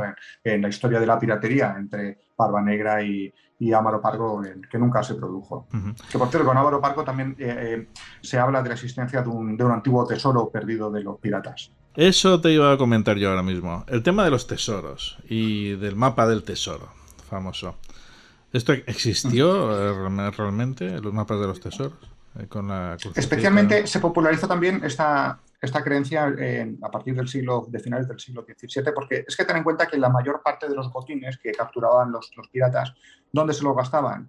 Pues en Port Royal o en Tortuga, en los burdeles, en la prostitución o en las tabernas, que eso sí, lo dice también Schmeling, ¿no? Un pirata le podía durar su botín 2 días. Porque se lo gastaban a lo bestia, ¿no? En comida, en alcohol y en mujeres.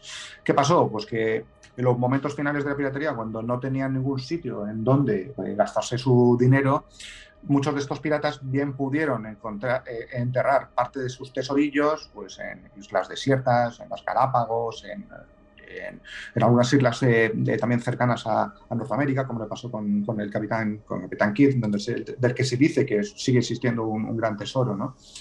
Entonces, sí, es posible que algunos de estos tesoros los escondiesen los piratas para poder disfrutar de ellos cuando las condiciones fuesen más propicias. ¿Qué pasó? Porque en la mayor parte de las ocasiones estos piratas terminaban con una soga alrededor del cuello y por lo tanto esos tesoros nunca se encontraron. Yo en el libro trato 2 sobre los que hay muy buenas expectativas de encontrar algo, que es el tesoro del Capitán Kidd, del que hemos hablado antes, y también el famoso tesoro de la isla del Coco, una isla que hoy en día pertenece a Ecuador, que está a mitad del Pacífico, y del que se dice, entre otras cosas, que ahí dentro puede estar escondido el gran tesoro de Lima, ¿no?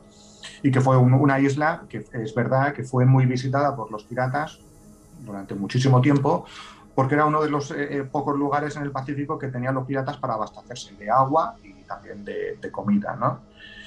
Y bueno, es posible. Lo que pasa es que el tema de los mapas del tesoro, al que alguno fuese real, pero la mayor parte de ellos son simples falsificaciones que hacían, pues eso, los particulares para vendérselo a una persona y sacar un dinero, ¿no? A partir de este engaño, ¿no?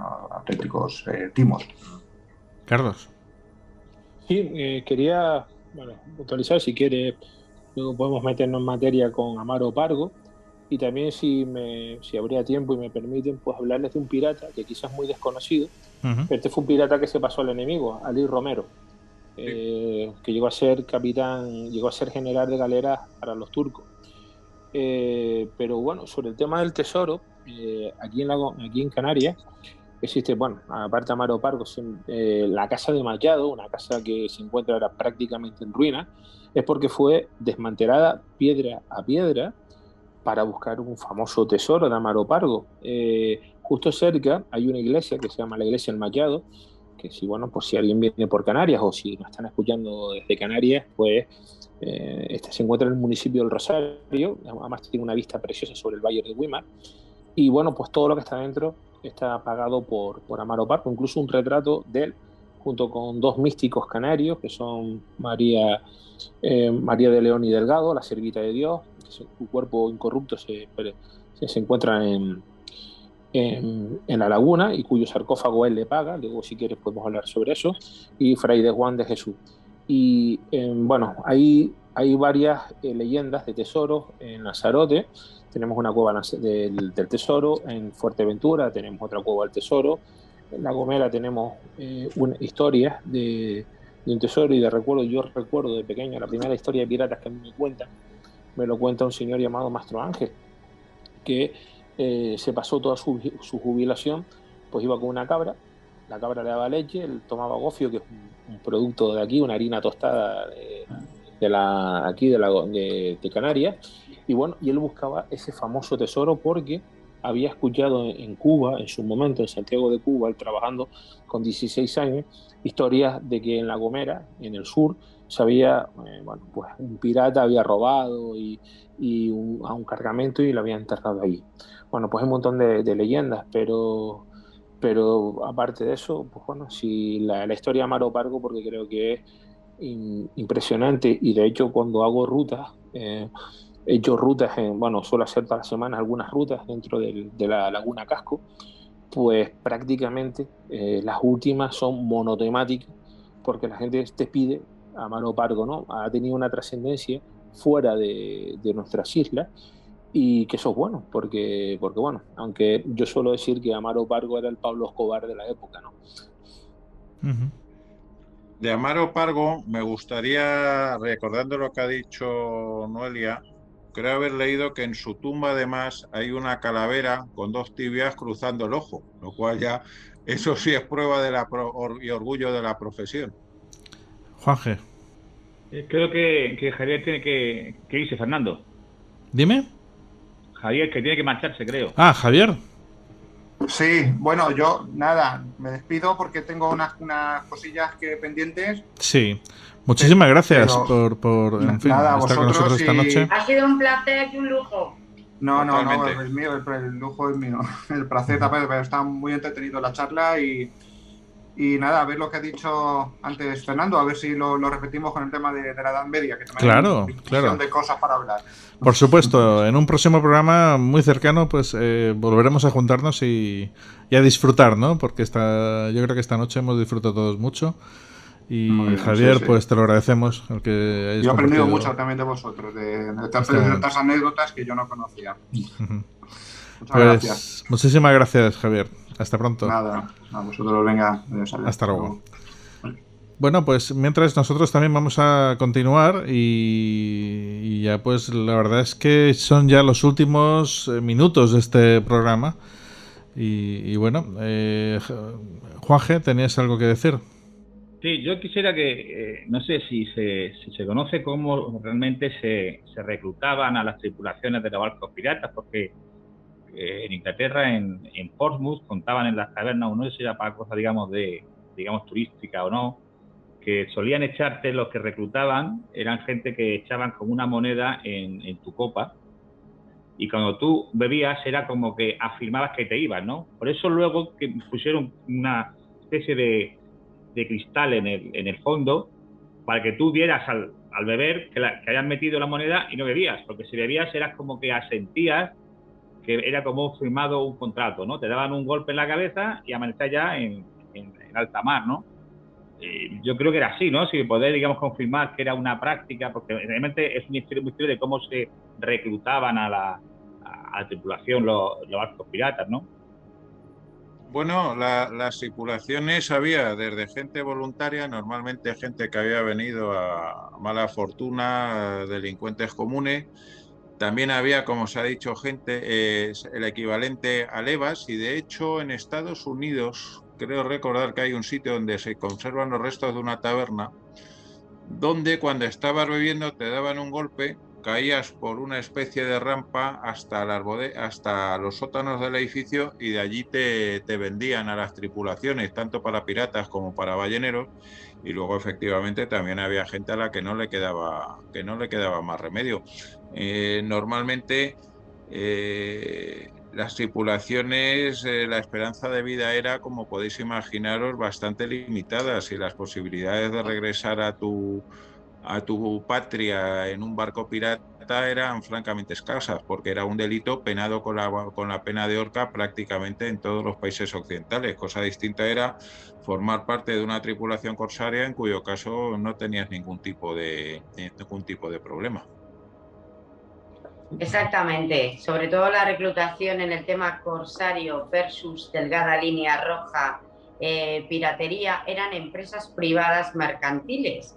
De hecho, por ejemplo, tuvieron ciertos problemas a la hora de atacar ciertos puntos, porque lo que se buscaba, aunque estaba patrocinado por la corona para hacer una invasión de soberanía, ellos lo que buscaban era la rentabilidad mercantil, porque estaban avalados por una serie de capital privado. Sobre todo hablo del tema inglés. Entonces, la recluta que se hacía, pues eran muchas veces comerciantes, parte de esos inversores, y cuando ya no había más leva, pues de todo lo que podían encontrar. Esa era la reclutación inglesa y la holandesa, que son las que más atacaron, en este caso, a la corona española. Adelante, Carlos. No, estaba de acuerdo con eso. Prácticamente pensemos que los piratas eran verdaderas chusmas del mar. Gente, pues, desde apátridas, gente que habían sido desterradas, gente que habían sido expulsadas del ejército por algún tipo de delito. O sea, eran verdaderos, era una chusma.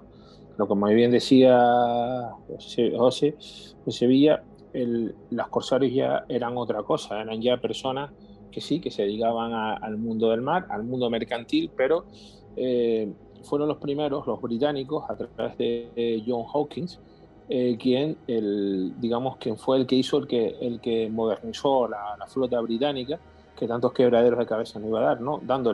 Creando la Royal Navy, o sea, una flota militar real donde se embarcaran, porque viendo que España estaba funcionando, el haber metido infantes de marina, Carlos I, haciendo que fueran unidades militares de despliegue, pues, y luego ellos lo copian a su manera, es verdad, y luego pues verdad que también a los barcos mercantes se les artilla, y también se les crea, pues se dota a los marineros pues de algunas instrucciones militares para que en caso de guerra, conflicto, pues fueran barcos corsarios, ¿no? De hecho, como bien apuntaba antes también Sevilla, en la Segunda Guerra Mundial, no solo los alemanes, sino también los británicos, pues también utilizaban barcos mercantes para hacer el corso, sobre todo en contra de los submarinos, en el norte del Atlántico. Uh-huh. La piratería, tal y como la conocemos, de los siglos XVI y XVII, ¿cómo finalizó? ¿Cómo terminó? ¿Y por qué? Pues mira, finaliza por varias razones. Primero, porque los estados entienden que el tráfico comercial es mucho más importante. A fin de cuentas, hablamos de dinero. Es mucho más interesante tener unas rutas de navegación seguras que permitir que sigan actuando esta gente. Y por otro lado, ya nos encontramos con que tanto España como Inglaterra establecen unos sistemas de convoyes, establecen unos sistemas de navegación que permiten controlar los mares. Y luego, por otro lado, tenemos también los avances de la navegación.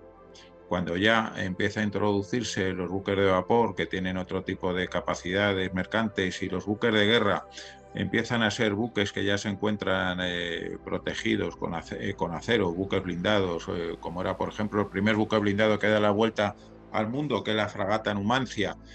Pues entonces la piratería pasan de tener oportunidades a convertirse en unos meros salteadores de caminos, salteadores de mares, que pueden trabajar fundamentalmente en los temas del cabotaje. No olvidemos que el último barco español declarado como pirata son unos barcos del cantón de Cartagena durante la Primera República, que intentan atacar otra serie de buques, y tanto Francia como Inglaterra declara esos barcos de guerra sublevados del cantón de Cartagena como barcos piratas. Estos son los últimos barcos piratas españoles, entre comillas, de los que podemos hablar. Claro, estamos hablando que llega en un momento dado que atacar a buques de la Armada era como lo que está pasando ahora, de si a un pirata somalí se le ocurre de atacar a una fragata española en el Cuerno de África. Al kilómetro van a pique, ¿sabes? No, la capacidad de fuego que tiene una fragata haría impensable que pudieran acercarse lo más mínimo. De hecho, se ven, hay vídeos de cómo navíos franceses o rusos, y creo que hay un vídeo español también, repelen un ataque somalí para ayudar a un barco mercante y, verdaderamente una carnicería. Y también a vuelta, y me gustaría un poco meter a colación aquí también a Amaro Pargo.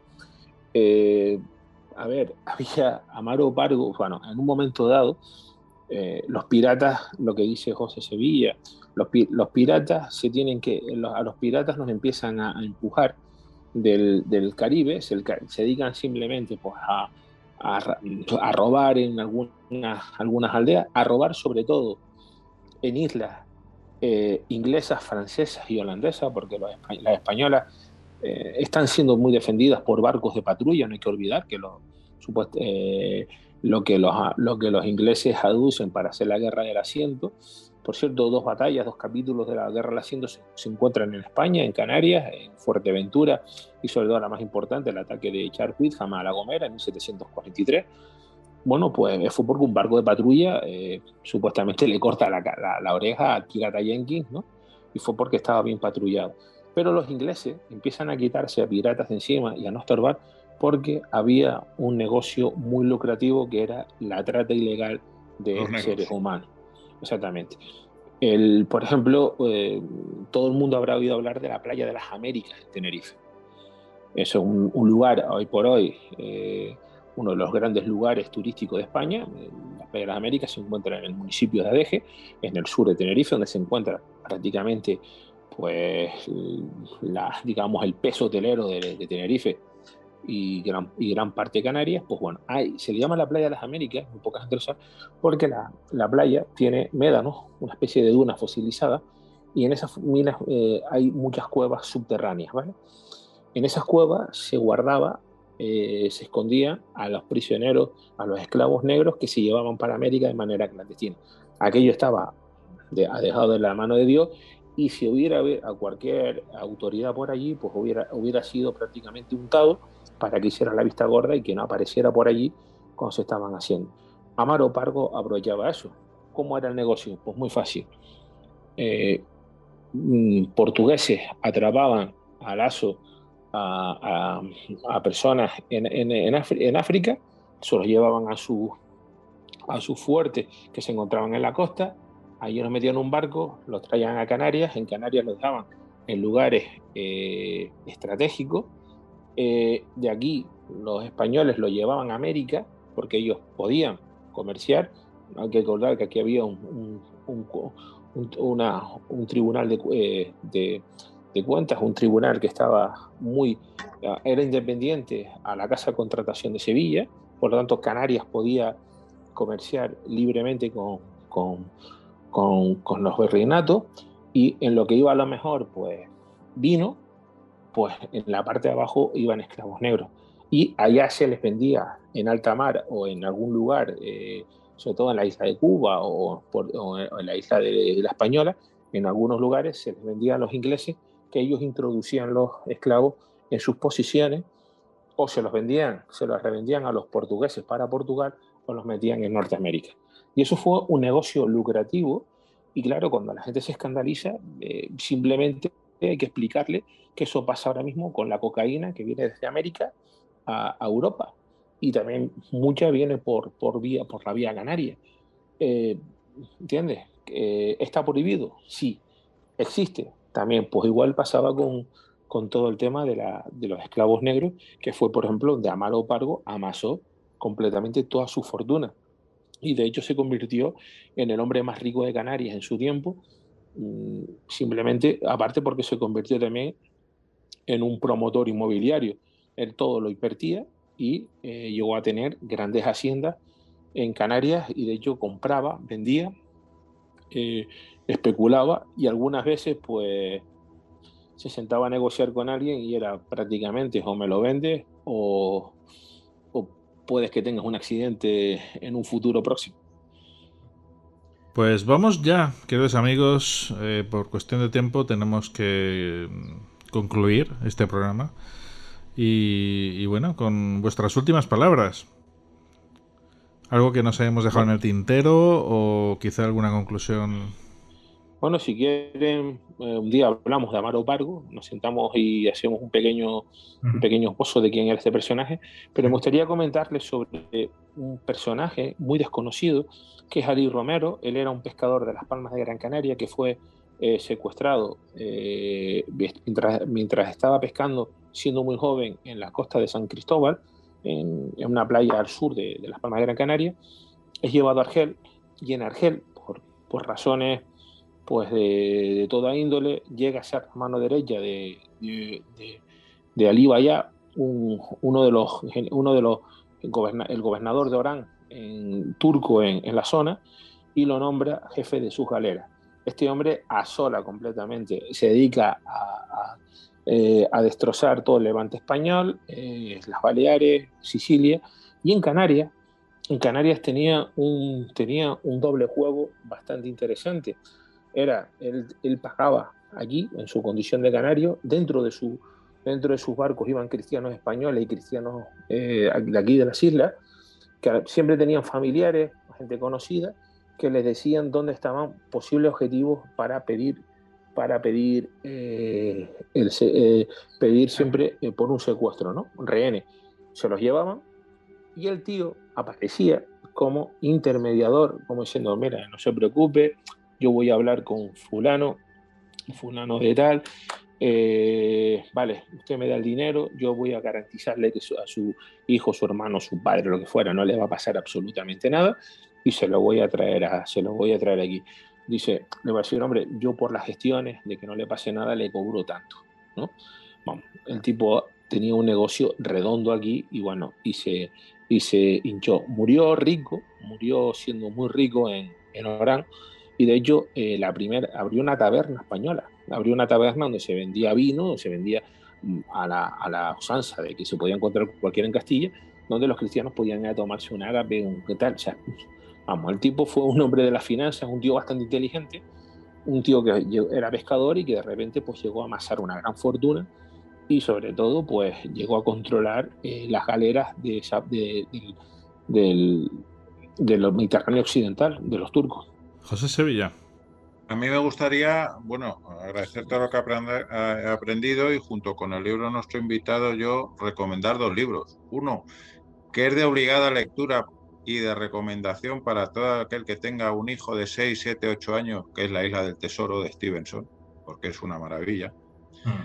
Un texto relativamente breve de Edgar Allan Poe, que es El Escarabajo de Oro, que trata sobre tesoros. Y una película que trata sobre el tema de los buques corsarios alemanes en la Segunda Guerra Mundial, y es una magnífica película olvidada y que se puede encontrar en internet, que se llama Bajo 100 banderas. Y con esto ya, por hoy, poco más puedo deciros. Noelia.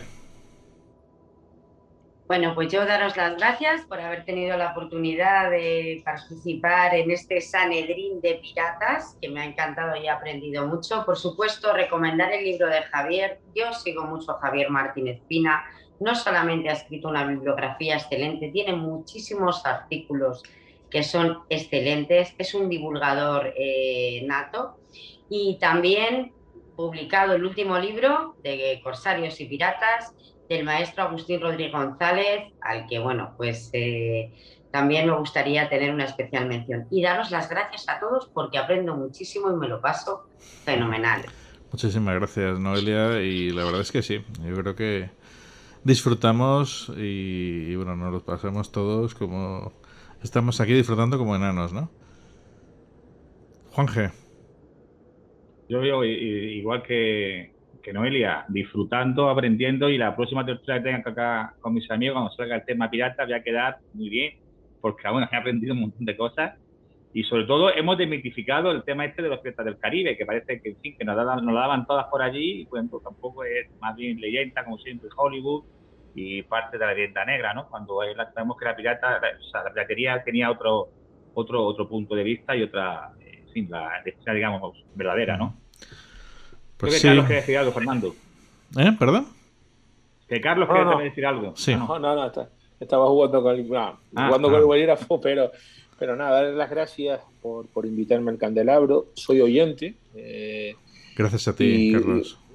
Soy oyente y bueno, pues siempre que cualquier cosa, pues estoy a la orden y además pasar un rato siempre hablando cosas, aprendiendo cosas y sobre todo, pues bueno, pues además ver a mi querido amigo José Sevilla, que siempre pues es agradable y aparte una persona a la que siempre, de lo que uno siempre aprende cosas. Pues Carlos, bueno, estás en Canarias, estás pasando lo que estás pasando, como estábamos comentándolo fuera de micrófono, y bueno, tanto a ti como al resto de canarios, pues eso, mucho ánimo, mucha fuerza con esto del volcán de La Palma y lo dicho, esperemos que este sufrimiento de la gente que hay allí en estos momentos pues se acabe pronto todo esto, ¿no? Yo creo que la mejor lectura que se puede sacar es la imagen que estamos dando como país, ¿no? Yo creo que esa es la mayor imagen de gente que evacúa ordenadamente, gente que no pierde la calma, gente que sobre todo está todo el país volcado volcado con una parte del país que lo está pasando mal. Hay 5.000 personas desplazadas a las cuales se le están alimentando, a las cuales están en un lugar digno, se le está buscando salidas para obtener casas, para volver a tener sus terrenos, para lo que haga falta. Yo creo que esa es la imagen. Yo creo que dentro de este desastre, pensemos que hace años moría gente por esto, o gente que moría de hambre por esto. Y estamos dando, pues yo creo que una imagen de país, porque la actividad sigue, o sea, el país sigue moviéndose, Canarias, los puertos siguen trabajando, los aeropuertos, el turismo se está volviendo a reavivar y hay un lugar ahora mismo en el que pues está colapsado, pero yo creo que esa es la imagen que estamos dando de serenidad, de saber estar y sobre todo de remar todos juntos a una, que es lo que interesa ahora en estos momentos. Pues nada, a ver si es verdad y pronto pasamos esto. Muchísimas gracias, Carlos. Y bueno, quería también, antes de despedirnos, por supuesto, comentar a los radioyentes que aquí estamos en el Candelabro, en info@elcandelabro.es, por si queréis contactar con nosotros. También estamos en Facebook, tenemos un grupo de Facebook y la página de Facebook del Candelabro. Y también podéis dejarnos mensajes tanto en YouTube, que estamos emitiendo en estos momentos el programa en YouTube y ahí se queda, como en iVoox. Una vez que terminemos este programa lo subimos a iVoox y ahí tenemos todos nuestros programas desde nuestros inicios y este también lo tendréis ahí esta noche. Podéis apoyarnos también de una forma muy sencilla y es haciéndose uno fan del Candelabro en iVoox. ¿Cómo haceros fan del Candelabro en iVoox? Atentos. Hazte fan del Candelabro en iVoox. Comienza con extras de nuestros programas, sorteo de libros y otros regalos. En iVoox verás una pestaña azul que pone apoyar y haciendo clic aquí podrás apoyar nuestra labor divulgativa con un coste mensual de 1,49 € al mes. Hazte fan del Candelabro en iVoox ya mismo.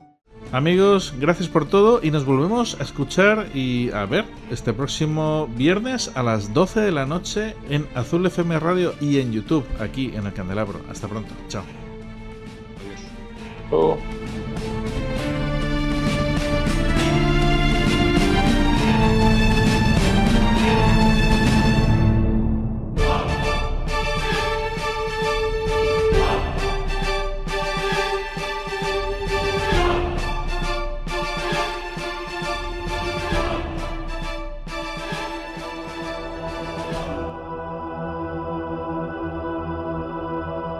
No hay palabras, no hay sentimientos ni emociones, tan solo vacío, vacío absoluto. Y ese sonido, el sonido de las esferas, el sonido de la profundidad del espacio, el sonido que proviene de otras dimensiones y de esos otros mundos ignotos. el sonido de la creación desde el regazo de Dios, el sonido del Génesis.